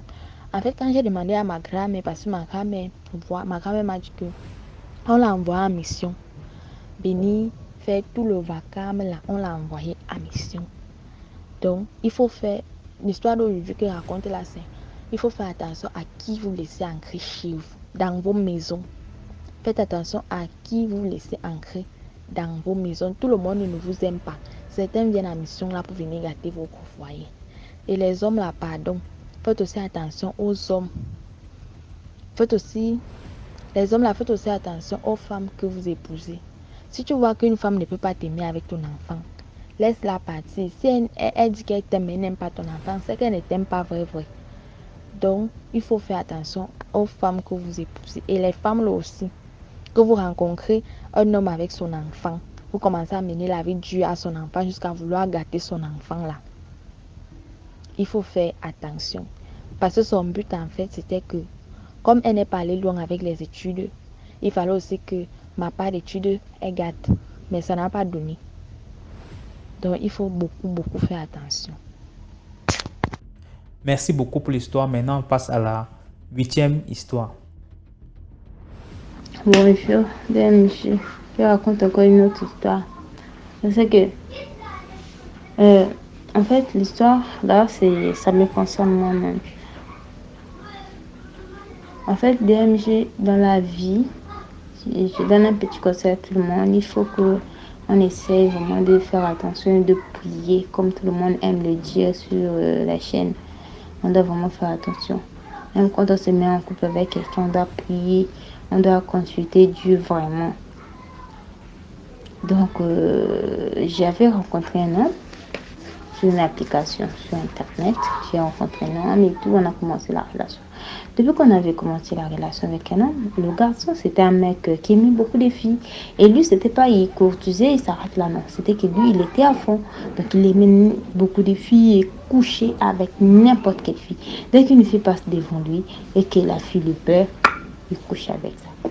Et puis, c'était comme ça. Et après, quand j'étais en couple avec le garçon, il prenait pas soin de moi, m'achetait des petits trucs. Il prenait pas du tout soin de moi, il me donnait rien. Il prenait pas soin de moi. Moi-même, je prenais soin de moi et tout. Et en même temps que je prenais soin de moi, je m'occupais de moi. Je sortais aussi mon argent, je lui donnais dans ses multiples problèmes et tout. Je faisais ça, je trouvais ça normal. Mais ma mère, elle avait constaté à un moment que j'avais changé d'attitude, que je sortais trop, je découchais, je sortais trop, je découchais. Ma mère commençait même à blâmer. Toi, l'homme qu'on ne connaît pas, tu découches, tu vas chez lui. Maman parlait beaucoup. Moi, je m'en foutais. Alors, c'est comme si j'étais aveuglée spirituellement. J'étais aveuglée avec quelque chose qu'on avait mis dans ma tête, on avait mis sur mes yeux. Je ne voyais que le garçon. Jusqu'à aujourd'hui, quand je m'assois, je regarde, je dis que franchement, j'étais en foutée. DMG, un moment qu'on était en couple, les choses se passaient de cette façon. Parfois, je l'attrapais avec des copines de garçons, il devenait tout rouge. Il était toujours en train de chercher des copines. Et puis, il était toujours en train de dire que non, moi, je ne peux pas rester avec une seule copine. Moi, je ne peux pas rester avec une... Et c'était comme ça. Une fois, DMG, je me suis dit, bon, je sors un peu, je me promène, je dis que, ah non, comme je suis en train de me promener, je passe un peu chez lui, je vais lui saluer. C'était aux environs de 20h, comme ça, à 19h, 20h. Je passe, j'arrive, je rentre dans sa parcelle, parce qu'il était en location, je rentre dans la parcelle d'MJ. Je vois que la porte elle est ouverte, mais les lumières sont éteintes, la porte est ouverte. Je regarde devant la maison, je vois les sandales des garçons et tout. Parce que lui, il balayait devant sa porte. Donc quand tu arrives chez lui, si tu vois 2 sandales devant la porte, ça veut dire qu'il y a 2 personnes dans la maison. Et je vois une sandale, c'est qu'il y a une personne dans la maison. Si tu ne vois pas de sandales devant la porte, ça veut dire qu'il dort. Tu vas entrer chez lui. Et il était comme ça. Et je rentre dans la maison d'MJ, je lui trouve lui et son petit frère en pleine pratique fétichisme. Ils étaient en train de pratiquer, ils avaient des trucs, ils étaient en train de louer, de faire des trucs comme ça, des bougies, des trucs. Quand je suis rentrée, il a crié. Hey, pourquoi tu es rentrée? En même temps que j'étais rentrée d'MJ, j'ai senti dans mon corps, c'est comme si une voile était tombée. C'est comme si la voile était tombée. Je suis rentrée dans une colère noire. J'essaie de rentrer dans une colère noire d'MJ. Je voulais sortir, il m'a retenu, son frère m'a retenu. Non, c'était les rituels parce que nos affaires ne marchent plus, le travail ça marche plus, c'est pourquoi on doit faire ça, pour que ça puisse recommencer les affaires, pour que les affaires marchent. Moi j'ai dit que non. Un chrétien qui fait ce genre de chemin, moi et toi, on ne peut pas être en fait. Et je suis sortie, je suis partie. Depuis ce jour-là, jusqu'à aujourd'hui, moi et le garçon, on s'est séparés. Ils ont tout fait pour qu'on retourne ensemble. Le dégoût était entré en moi. La lumière du Seigneur avait éclairé déjà ma vie, avait déjà éclairé ma vision. Donc c'est alors que on s'est séparés. Donc la morale, c'est juste que vraiment quand on se met en couple, vraiment, les filles, vraiment, ça fait mal, on doit prier. On doit prier parce qu'on ne sait pas nos conjoints, là, les filles comme les garçons, on ne sait pas derrière eux. Qu'est-ce qu'ils font, qu'est-ce qu'ils ont, on ne sait pas, on se voit seulement comme ça, bébé, je t'aime, bébé, tu m'aimes. On ne sait pas qu'est-ce qui est derrière, qu'est-ce qui alimente l'esprit de chacun, qu'est-ce que l'autre fait. On doit vraiment prier parce que quand on prie le vrai Dieu, que ce soit tu es chrétien, tu es bouddhiste, tu es musulman, quand tu pries vraiment bien là, tu respectes les conditions de Dieu, tu vas voir que Dieu ne va jamais te mettre dans les chemins noirs, dans l'ombre. Dieu va toujours t'éclairer, va toujours t'enlever de là. Donc voilà. Merci beaucoup pour l'histoire. Maintenant, on va passer à la 9e histoire, avant-dernière histoire. Bonjour DMG et bonjour à tous les auditeurs. Ça fait depuis un moment que je vous suis, je vous ai découvert dans les réseaux sociaux et les histoires que les auditeurs racontent me touchent vraiment parce que ce sont des histoires, la majorité, je me sens spécialement concernée et moi, depuis mon jeune âge, j'ai vécu beaucoup de choses. C'est moi-même qui a vécu des choses très mystérieuses dans ma vie, en fait. Ce jour, j'aimerais vous raconter une première histoire que j'ai vécue. Je suis une Camerounaise. Je suis une Camerounaise, au fait. Et je l'ai vécu dans mon pays, au Cameroun, plus particulièrement à Yaoundé, au fait. Pendant ma jeunesse, quand j'ai fugué de chez mes parents, et je suis allée vivre à Yaoundé pour chercher aussi la vie comme tous les autres, pour chercher la vie. Mais la vie n'avait pas toujours été facile quand tu n'as personne. Et quand tu fugues comme ça, surtout les mamans qui ont des enfants, quand tu as un enfant, il faut vraiment contrôler les enfants. Quand tu as un enfant qui fugue, qui va de loin, cet enfant aussi est la cible de beaucoup d'ennemis, au fait. Elle est la cible de l'ennemi. Et si la grâce de Dieu n'est pas avec cet enfant, elle va beaucoup subir des dommages, vraiment. Elle va beaucoup subir parce qu'elle se retrouve tout seule, au fait. C'est un peu ça. Et j'espère que mon histoire va sensibiliser plusieurs. C'est surtout pour ça et pour que ça puisse sensibiliser que ce soit des jeunes filles comme jeunes hommes qui cherchent la vie. Et cette histoire va ouvrir les yeux aussi à plusieurs pour vous montrer vraiment qu'il faut avoir confiance, il faut vraiment se donner à Dieu parce que ce monde-ci, il y a beaucoup de choses mystérieuses dans ce monde et ce n'est que Dieu, on peut s'attacher, il faut vraiment s'attacher quand tu rencontres un Dieu qui existe vraiment, ne joue pas avec lui, tu t'attaches vraiment pour avoir vraiment sa miséricorde et sa protection. Parce que le monde invisible, il y a vraiment des choses mystérieuses dans ce monde, en fait. Et cette histoire, c'est mon histoire. Quand j'ai fugué, je suis quittée de Douala à Yaoundé.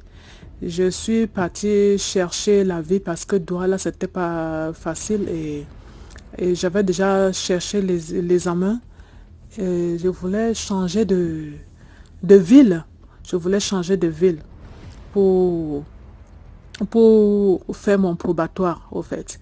Et quand je suis arrivée là-bas chez une copine, la vie était tellement difficile. Je me suis retrouvée comme ça à chercher de quoi faire. Je voulais vraiment y vivre.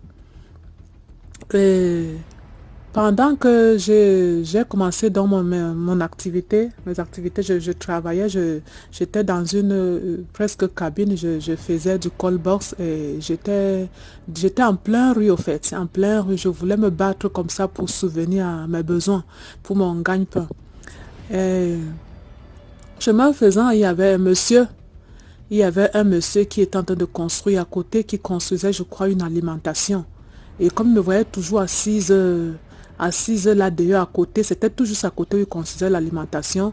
Et j'attendais les clients pour venir appeler ou pour vendre les cartes devant un salon de coiffure. Je travaillais pour cette femme-là. Donc je m'asseyais à longueur de journée d'ailleurs. Vous connaissez nos boulots parfois en Afrique quand tu te bats. Donc du matin au soir, dans la poussière, j'étais assise comme ça devant ce salon de coiffure. Et un jour, chemin faisant, il y a un monsieur qui s'est approché de moi, il traversait. Il passait, il m'a regardé, il est venu vers moi. Et il m'a dit vraiment que je sens me fait bien, il aimerait que je trouve autre chose à faire, qu'il est en train de construire. Il est en train de construire une alimentation et il y aura une vente à porter et une alimentation aussi, je sais pas, deux trucs, c'est comme un étage au fait. Il voulait que je gère un des... j'étais tellement dans mon cœur, j'étais contente que ça va, enfin je vais trouver quelque chose de bien. Donc je vais trouver quelque chose de bien. C'était un monsieur assez, tu sens qu'il était aisé. Et il m'a dit que c'est lui qui est en train de construire à côté parce que je le voyais tous les matins et il gérait les travaux au fait de cette alimentation. Le chemin faisant, il m'a donc donné rendez-vous Il m'a dit, mais il n'aimerait pas qu'on cause en route et comme l'alimentation est en chantier, et il m'a plutôt invité chez lui. Il m'a donné un jour, le jour suivant pour venir chez lui pour qu'on puisse causer calmement. Bon, à le voir, c'était un monsieur responsable. Je me suis dit, c'est un monsieur qui a une femme, qui a des enfants. Il semble plus responsable parce qu'il était un tout petit peu âgé, mais jeune quand même, un adulte responsable. Il est, allez voir, c'est un père de famille. C'est un père de famille. Je n'ai même pas imaginé autre chose. Et j'étais tellement contente et que le lendemain, je me suis apprêtée donc.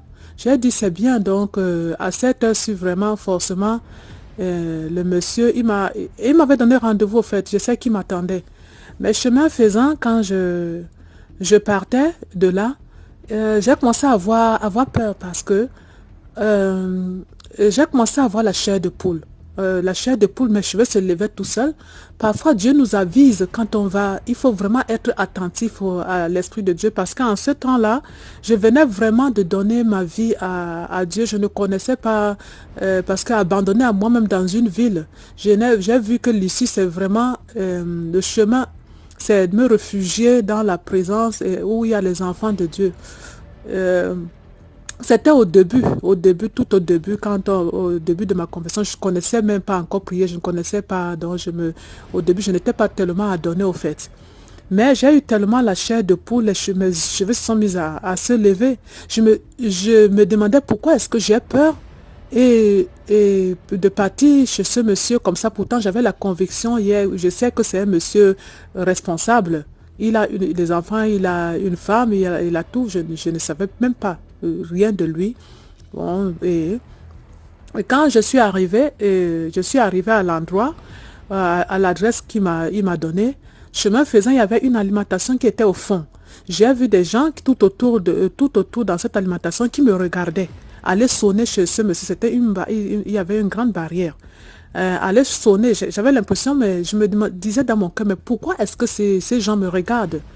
Et je n'ai même pas prêté attention que sûrement ces gens connaissent que c'est anormal qu'il y a quelque chose, le monsieur n'est pas clair, mais je n'ai pas trop prêté attention. Peut-être il y a d'autres qui me faisaient des signes, mais je ne regardais pas au fait. J'ai seulement vu un coup d'œil comment les gens me regardaient.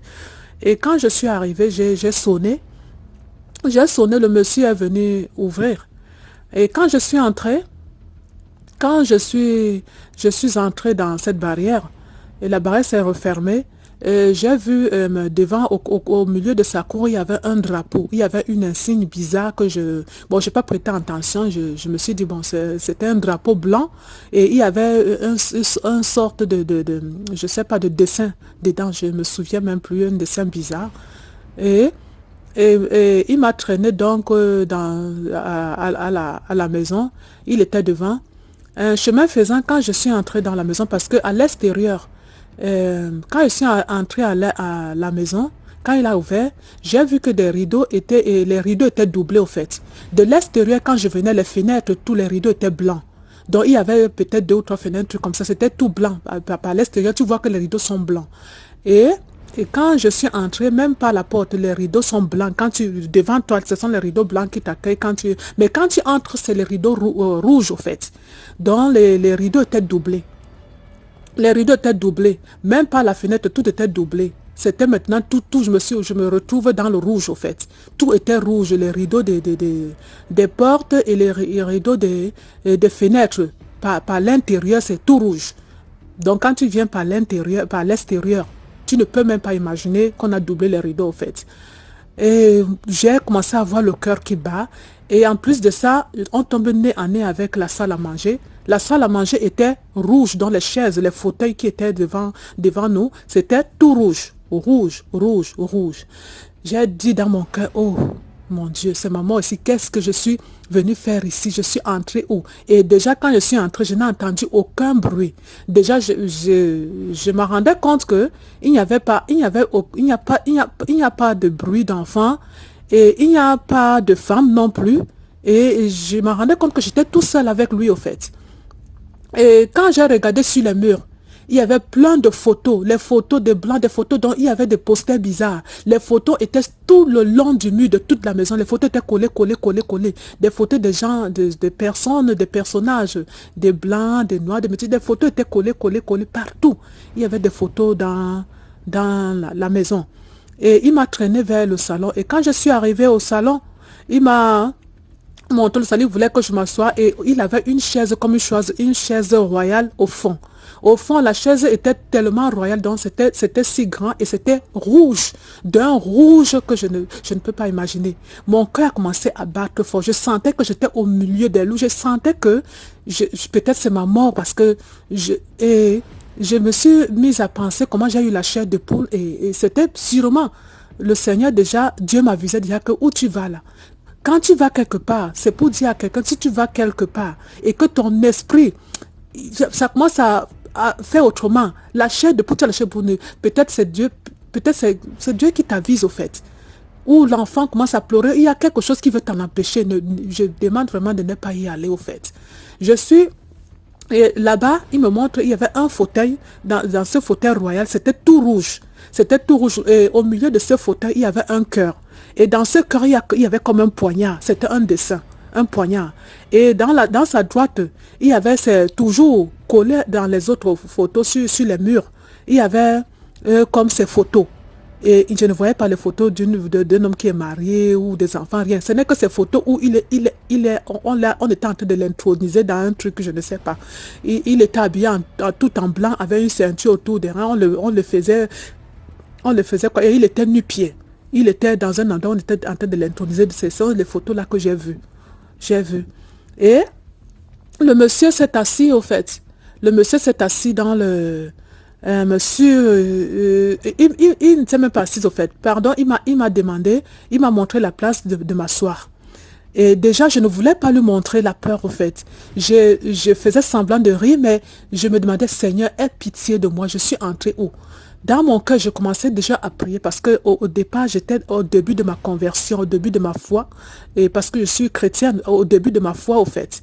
Je ne connaissais pas Dieu, mais j'étais au début, mais je commençais déjà à appeler Dieu de me protéger parce que je sentais que j'étais en présence des esprits, je ne sais pas. Je sentais que j'étais entourée, mais je sentais des présences au fait. Et il m'a fait asseoir. Et je n'ai pas voulu le montrer la peur. Je me suis mise à sourire et il s'est un peu assis en face de moi. Il n'arrivait pas à me regarder.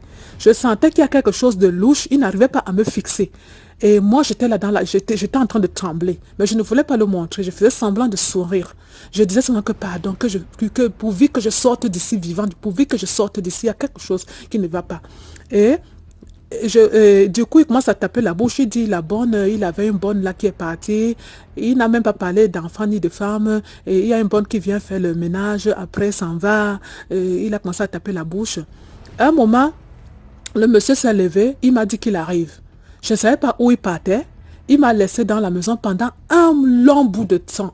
Je ne sais pas. Ça a fait, je ne sais pas, ou 15 à 20 minutes, je ne sais pas. Il est parti dire qu'il arrivait. Dans mon cœur, j'ai invoqué seulement Dieu. J'ai dit, oh mon Dieu, aie pitié de moi ici. Pardon, s'il te plaît, je n'ai pas écouté que c'est toi qui m'avisais de ne pas venir. Aie pitié de moi. Aie pitié de moi. C'est là où, à un moment, le monsieur est revenu. Le monsieur est revenu et dès qu'il est revenu, il ne s'est plus assis, il me demande de le suivre. Le monsieur m'a demandé de le suivre. Et je l'ai quand même demandé, mais on va où? Et j'étais comme hypnotisée. J'ai commencé à le suivre, dit qu'il voulait me montrer quelque chose dans une des chambres, dans un truc. Et il voulait montrer quoi, ce qu'on va utiliser dans l'alimentation, où il veut me mettre chef, un truc comme ça. Il a commencé à me vociférer des trucs. Mais moi, je n'étais plus en moi. Mais j'ai pris mon courage. J'ai dit, si je commence peut-être à crier, et crier, personne ne peut entendre. Parce que déjà, la maison, quand tu entres dans la barrière, il faut encore traverser des kilomètres, encore un long moment pour arriver à la porte d'entrée. Et crier, personne ne peut entendre. Les vitres, tout est fermé. Donc, ça sert. Il faut seulement que je monte du courage, je fais semblant. Et peut-être si je commence à crier, il va sentir, peut-être là, ils vont vite m'achever s'ils sont nombreux là-bas. Je ne sais pas. Et Je l'ai suivi calmement en invoquant toujours Dieu. J'ai invoqué puisque j'avais compris que le sang de Jésus, en invoquant Dieu dans mon cœur, en invoquant Dieu. Il partait devant et il m'a traversé au fait.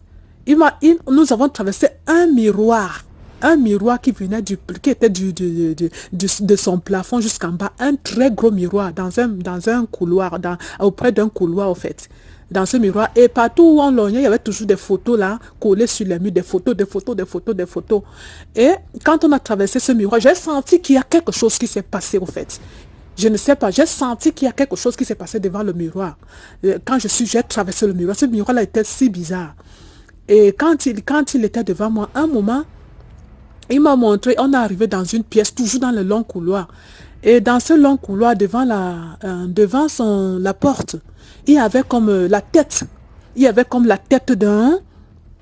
Comme la tête, je ne sais pas si c'est la tête d'une personne avec les cornes. La tête, c'était en relief au fait. C'était une tête en bronze qui était ressortie comme ça là. Dans mon cœur, j'ai dit, il faut que je fasse l'effort pour ne pas entrer ici. Parce que je ne sais pas pourquoi il veut que j'entre dans cette pièce. Il disait que c'est son bureau. Il voulait me montrer. Il dit il veut me montrer les chaises qu'on va mettre dans l'alimentation. Dans mon cœur, je me disais, mais qu'est-ce que j'ai à y voir là-dedans, quelles que soient les chaises. Je sentais que si j'entrais là, je suis sûre que je ne sais pas si je sortirais là-bas. Donc ce n'est que la grâce de Dieu. Ce n'est que la grâce de Dieu.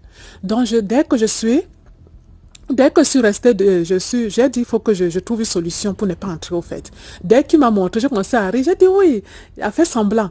Je l'ai dit, ben oui, je vois par ici, non, je ne peux pas entrer, c'est bien, il n'y a pas de souci, moi, je suis prête à travailler déjà la souffrance que je suis au soleil, j'ai commencé à taper la bouche, j'ai fait semblant, non, ça va, je vois, j'ai commencé à sourire, alors que mon cœur saignait. Et le monsieur, et je crois qu'il a compris, il a quand même compris peut-être que j'étais un peu dans la peur. Peut-être il n'a pas voulu. Bon, on peut dire que c'est Dieu qui a maintenu. Je ne sais pas ce qui s'est passé. Et du coup, il m'a repassé encore dans le long couloir. On est repassé dans le miroir. Et directement, on est arrivé devant la porte. Et on s'est arrêté. On s'est arrêté devant la porte. Et là, il a commencé lui-même à confesser ce qu'il... Je ne sais pas pourquoi. Est-ce qu'il parlait ce qu'il faisait? Peut-être qu'il ne s'en rendait pas compte, au fait. Moi, il m'a dit, ma fille, quand tu viendras donc demain, tu viens avec ta carte d'identité, tu viens avec ton acte de naissance. Il a commencé à me dire, j'ai dit dans mon cœur, moi, encore venir. Oh, Seigneur. Oh, pardon. Ouvre seulement vite. Je sors vite parce que là, merci parce que tu restes devant la porte pour m'ouvrir dans mon cœur. Il me dit, tu apportes ta carte d'identité, tu apportes ton acte de naissance, tu fais un CV, vraiment, il semble que tu es une fille naïve, une fille bien. Il a commencé à taper tout le temps. Et, pardon, s'il te plaît, ma fille, comme tu vas là, ne viens pas très tôt parce que toute la nuit, je fais les réunions nocturnes. Il commence à taper la bouche, les réunions nocturnes, comme s'il y avait puissance qui le faisait taper la bouche. Je fais des réunions nocturnes. La nuit, je ne dors pas. Donc, quand tu viendras, viens aux mêmes heures, viens vers 11h, vers midi. Quand tu viendras, oh Seigneur, j'ai encore la chair de poule quand j'y pense toujours à cette histoire. J'ai la chair de poule, mes frères, mes bien-aimés. J'ai la chair de poule. Donc, c'est comme ça que il a ouvert la porte. Je lui ai dit oui, il n'y a pas de souci. Quand je suis partie, quand je suis sortie de là, j'ai dit, oh, merci. Et quand je suis partie, et je suis rentrée à la maison cette nuit-là, est-ce que c'était fini? Non. Est-ce que c'était fini? Quand je me voici endormie à une certaine partie, je crois minuit, entre minuit et 2h, si je me trompe pas, entre minuit et 3h. J'ai un peu oublié l'heure. Entre cette heure-là. Je vois, quand je ferme les yeux, je suis un peu profondément endormie. Je vois le monsieur, comme il était intronisé dans la photo que j'ai vue chez lui. Il était nu-pied. On dirait qu'il était devant la maison, en fait, devant le chemin. Alors que le chemin était loin où je ne sais pas comment est-ce qu'il a su le chemin, en fait. J'ai compris, au fait, que il était en train d'appeler mon esprit ou c'est mon esprit, ou c'est mon âme, je ne sais pas. Pour ceux qui connaissent ce truc-là, il était en train de m'appeler. Viens, viens. Il était comme si il était comme s'il il était devant ma porte, devant la cour de notre barrière. Il était en train de m'appeler, au fait. Il appelait. Et là, pendant qu'il appelait, je vois comment je suis deux, au fait. Je vois mon esprit sortir en moi, mon corps, et mon corps est resté couché. Je vois comme deux corps. Donc, ça veut dire, j'étais en train de me voir partir, au fait. Partir, sortir pour le suivre, au fait, pour partir vers lui. Quand je me remets en sursaut, j'ai toujours les yeux qui n'arrivent pas, malgré que j'ai les yeux ouverts, je continue à le voir, à voir mon corps sur le lit. À voir le corps sur le lit. Oh mon Dieu. Quand je vous raconte, j'ai encore la chair de poule. Mais bien aimés, vraiment, les auditeurs, ceux qui écoutent cette histoire, s'il vous plaît, soyez prudents. Soyez prudents dans les endroits où vous partez, dans les endroits où tu mets les pieds, parce que tu peux aller dans un endroit, ta vie n'est plus la même. Tu peux aller dans un endroit où le matin on te retrouve, on a plein de gens, parfois tu te retrouves, on retrouve les corps de gens, tu ne sais pas où tu es, où la personne est partie, où tu ne sais pas, ta vie chamboule comme ça parce que tu as mis les pieds dans un endroit qu'il ne fallait pas. Dans un endroit qu'il ne fallait pas, au fait. C'est comme ça que le monsieur, c'est comme ça que il a commencé à m'appeler. Viens, viens. Je vois que mon corps est en train de vouloir sortir par le mur, mais l'autre corps est couché sur le lit. Sur le lit. Donc, c'est comme ça que j'ai pris vite et ayant les yeux ouverts, j'ai rampé, je n'arrivais même pas à marcher. J'ai rassemblé toutes mes forces, je suis rentrée dans mon corps, rassemblé mes forces. Et comme je dormais, heureusement, j'avais toujours une Bible. Même quand je ne la lisais pas, parfois, j'avais toujours une Bible. J'ai pris la Bible parce que je commençais tout juste la prière. J'ai pris cette Bible. J'ai pris la Bible, j'étais à genoux parce que je n'arrivais même pas à marcher. J'ai pris cette Bible, j'ai fermé, j'ai dit, oh mon Dieu, je ne te connais pas. Aujourd'hui, je t'en supplie. Seigneur, je suis entré dans un endroit qu'il ne fallait pas. Je t'en supplie, protège-moi parce que je suis en train de mourir, on est en train de me prendre. Je suis en train de mourir. C'est là où j'ai dit, je ne sais pas quoi lire. Du coup, quand j'ai mis la Bible comme ça là, et directement la Bible s'est ouverte, j'ai lâché comme ça là. J'ai ouvert comme ça, la Bible est direct, le regard. Je suis tombée direct dans un psaume. Dans un psaume direct. Et quand j'ai lu ce psaume-là, je dis qu'on dirait que ce psaume me racontait tout ce que j'ai vécu. Donc c'est pour dire vraiment que Dieu est vivant, il est puissant. Donnez-vous à Dieu, attachez-vous à lui parce que le monde de dehors c'est un monde pourri, un monde, il ne faut jamais envier. N'enviez jamais des gens qui sont dans des voitures, n'enviez jamais des gens qui construisent des grands trucs, n'enviez, contente-toi de ce que tu peux faire, de ce que même si tu te bats c'est dur, même si tu ne manges pas grand chose, un jour peut-être tu ne mourras pas de faim. Donc contentons-nous, vraiment faites attention où vous mettez les pieds, parce que sûrement il y a beaucoup d'entre nous, beaucoup de personnes qui meurent. Tu viens voir le corps, on te dit que quelqu'un est mort dans la nuit, on vient voir seulement le corps, parce que c'est comme ça, c'est ce qui devait m'arriver au fait. C'est ce qui devait m'arriver au fait. On devait retrouver mon corps le matin. Donc c'était au fait, j'ai compris que le monsieur m'a fait passer devant les miroirs. Faites attention aux personnes avec des grosses miroirs là. Peut-être c'est là où il a avec, je sais pas si avec ces gens qui faisaient les mystiques, peut-être j'étais leur proie au fait. J'étais leur proie. Parce que c'est ce que le psaume a dit, je suis entré au milieu des loups.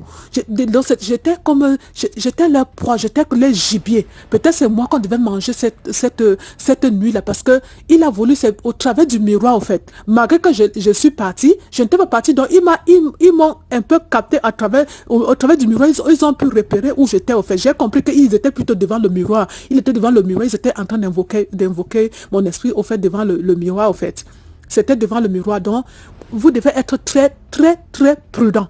Très prudent et vraiment se donner à Dieu de tout son cœur, ne pas mélanger, parce que Dieu est vivant. Dieu est vraiment vivant parce que tu te donnes vraiment à lui et par sa grâce, c'est la grâce de Dieu que je suis sortie vivante au fait. Et malgré tout, quand j'ai lu ce psaume, c'est là où j'ai eu la force de revenir à moi vraiment.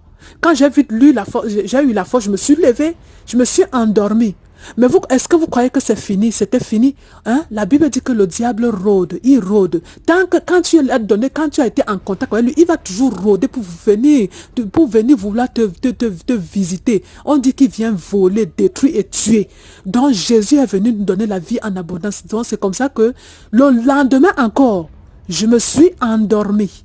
Le lendemain, j'ai vu la même chose. Il a encore commencé à invoquer mon esprit. Donc, pendant toute une semaine, toute une semaine, il revenait tout le temps. Heureusement que comme j'ai compris que c'est Dieu qui m'a donné ce passage, ce psaume-là.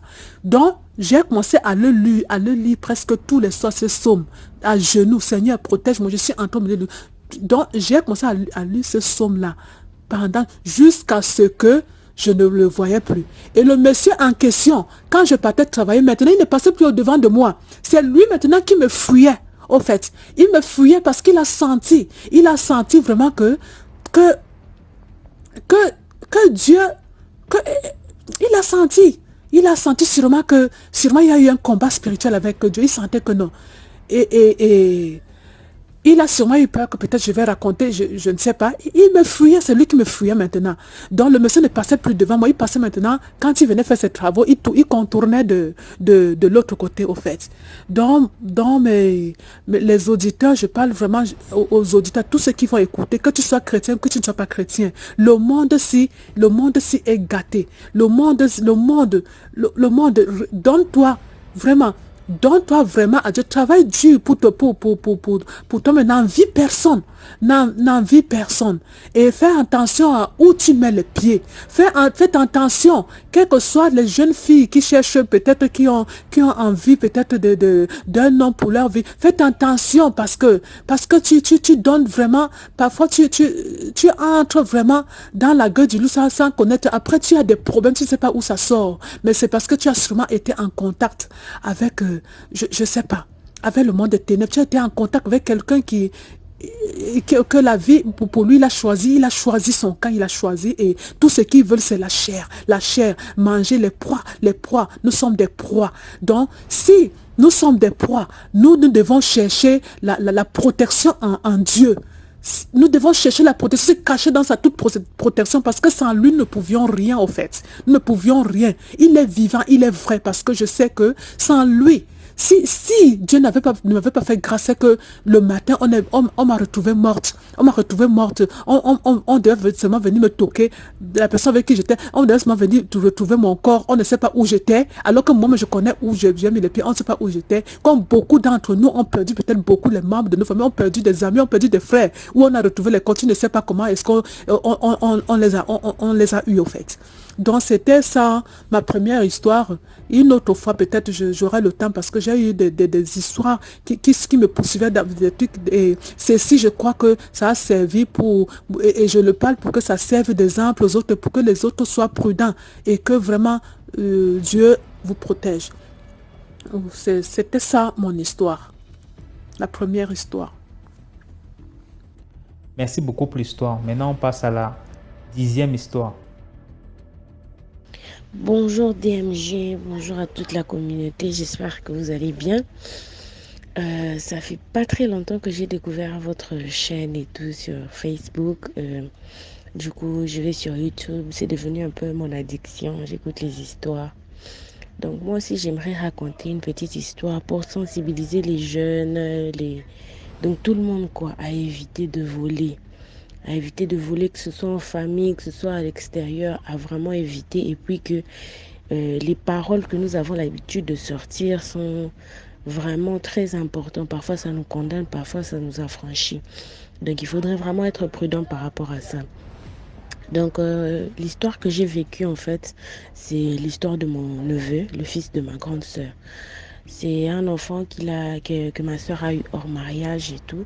Donc depuis le bas âge, mon père l'avait adopté, donc il est devenu un peu comme mon petit frère. Mon père, il avait voyagé, ma mère aussi, donc c'est carrément moi et mes frères qui l'avons élevé, habillé, nourri. Donc c'était nous, les réunions de parents, tout ça, c'était nous. Nous l'avons carrément élevé.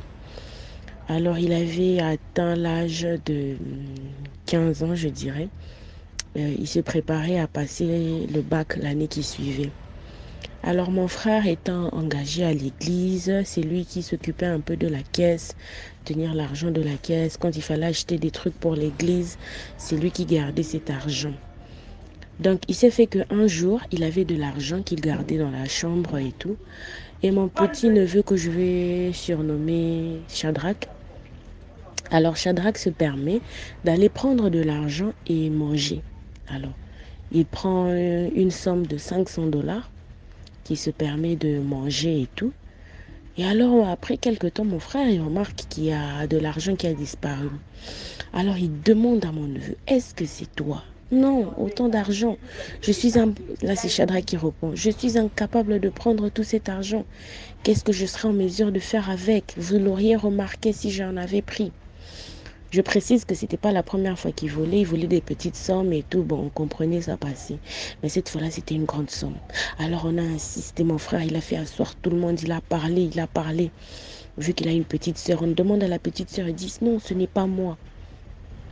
On cherche, on essaye de le menacer. On essaye d'aller avec lui à la police, lui dire que non, tu vas aller en prison et tout et tout. Le bon monsieur Shadrach, il refuse d'accepter. Et à un moment donné, mon frère, il se met, il le regarde, il lui dit, tu es sûr que ce n'est pas toi? Il dit, non, tonton, je vous assure que ce n'est pas moi. On lui dit, et si c'était toi? Que quoi t'arrive? Il a dit, en tout cas, je vous jure, si c'est moi, que je tombe même malade. Et pendant ce temps, mon frère, il priait, il demandait au Seigneur, mais qu'est-ce qui se passe? Comment ton argent peut se perdre? Et moi, je ne suis pas au courant. Alors en priant, il y a une sœur de l'église, elle dit à mon frère, elle lui dit, le Seigneur me dit que la personne qui a volé cet argent se trouve certes dans votre maison. Et d'ailleurs, pour signe, vous allez voir que cette année, il va manquer, il va rater son année. Effectivement, en fin d'année, il est tombé malade. Il a raté son année. Et quand il a commencé la maladie DMJ, je vous assure, on n'avait pas fait le lien sur le coup. Le petit Shadrach, il était malade, mais de grave. On a cherché la maladie, la maladie nous a cherché. Il ne faisait que maigrir. Il disait qu'il avait mal aux os. On fait le test de tuberculose, il n'a pas. On fait le test de ceci, il n'a pas. On fait le truc de cancer, il n'a pas. Donc je vous dis, on a marché, on a dépensé de l'argent. On n'avait jamais fait le lien sur le coup. Le bon monsieur, il était malade.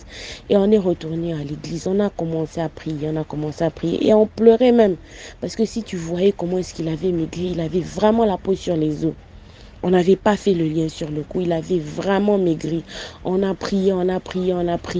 Jusqu'à petit à petit, le Seigneur a fait grâce. Il a commencé à reprendre de force. Donc, on n'a jamais vu de quoi il souffrait. Je vous assure, jusqu'aujourd'hui. Et c'est après qu'il a commencé à se sentir bien. Un jour, je dormais. On me dit que, tu vois, la maladie là, c'était à cause de ses propres paroles. C'est lui qui avait pris cet argent. Je sors du sommeil, j'étais là en sueur, je me dis, mais non, j'étais dépassée. Je vais le voir, j'ai dit, mais pourquoi tu t'es infligé tout ça? C'est après la maladie, après tout ça, qu'il a enfin accepté. Et il a accepté juste par l'attitude. Il n'a pas sorti de la bouche comme telle qu'il avait pris, mais avec l'attitude honteuse qu'il avait et tout. Il avait une attitude très honteuse et tout. D'un coupable, c'est comme ça qu'on avait compris que c'était lui qui avait pris. Donc évitons, regardez, j'allais même parler en lingala, désolée, je suis congolaise, quinoise. Donc, ce n'est pas tout argent qu'on peut voler. Ce n'est pas, même pas tout argent. On ne prend pas ce qui ne t'appartient pas, on ne touche pas. Donc, c'était un peu ça mon histoire et tout. Donc, faisons très attention. On ne sait pas qui a dit quoi sur l'argent et surtout sur ce que nous sortons sur notre vie, ce qui sort de notre bouche concernant notre vie. Donc, faisons attention. Donc, partagez pour que les autres soient édifiés. Ça va sauver une personne. Merci beaucoup. Voilà, c'est tout pour aujourd'hui. J'espère que vous avez apprécié l'épisode d'aujourd'hui. Donc, laissez-nous les commentaires, partagez, likez, commentez, invitez plus de personnes à nous rejoindre. Comme ça, ils vont aussi apprendre comme nous, on apprend tous les jours. Donc, demain, 12h00 pour une nouvelle vidéo.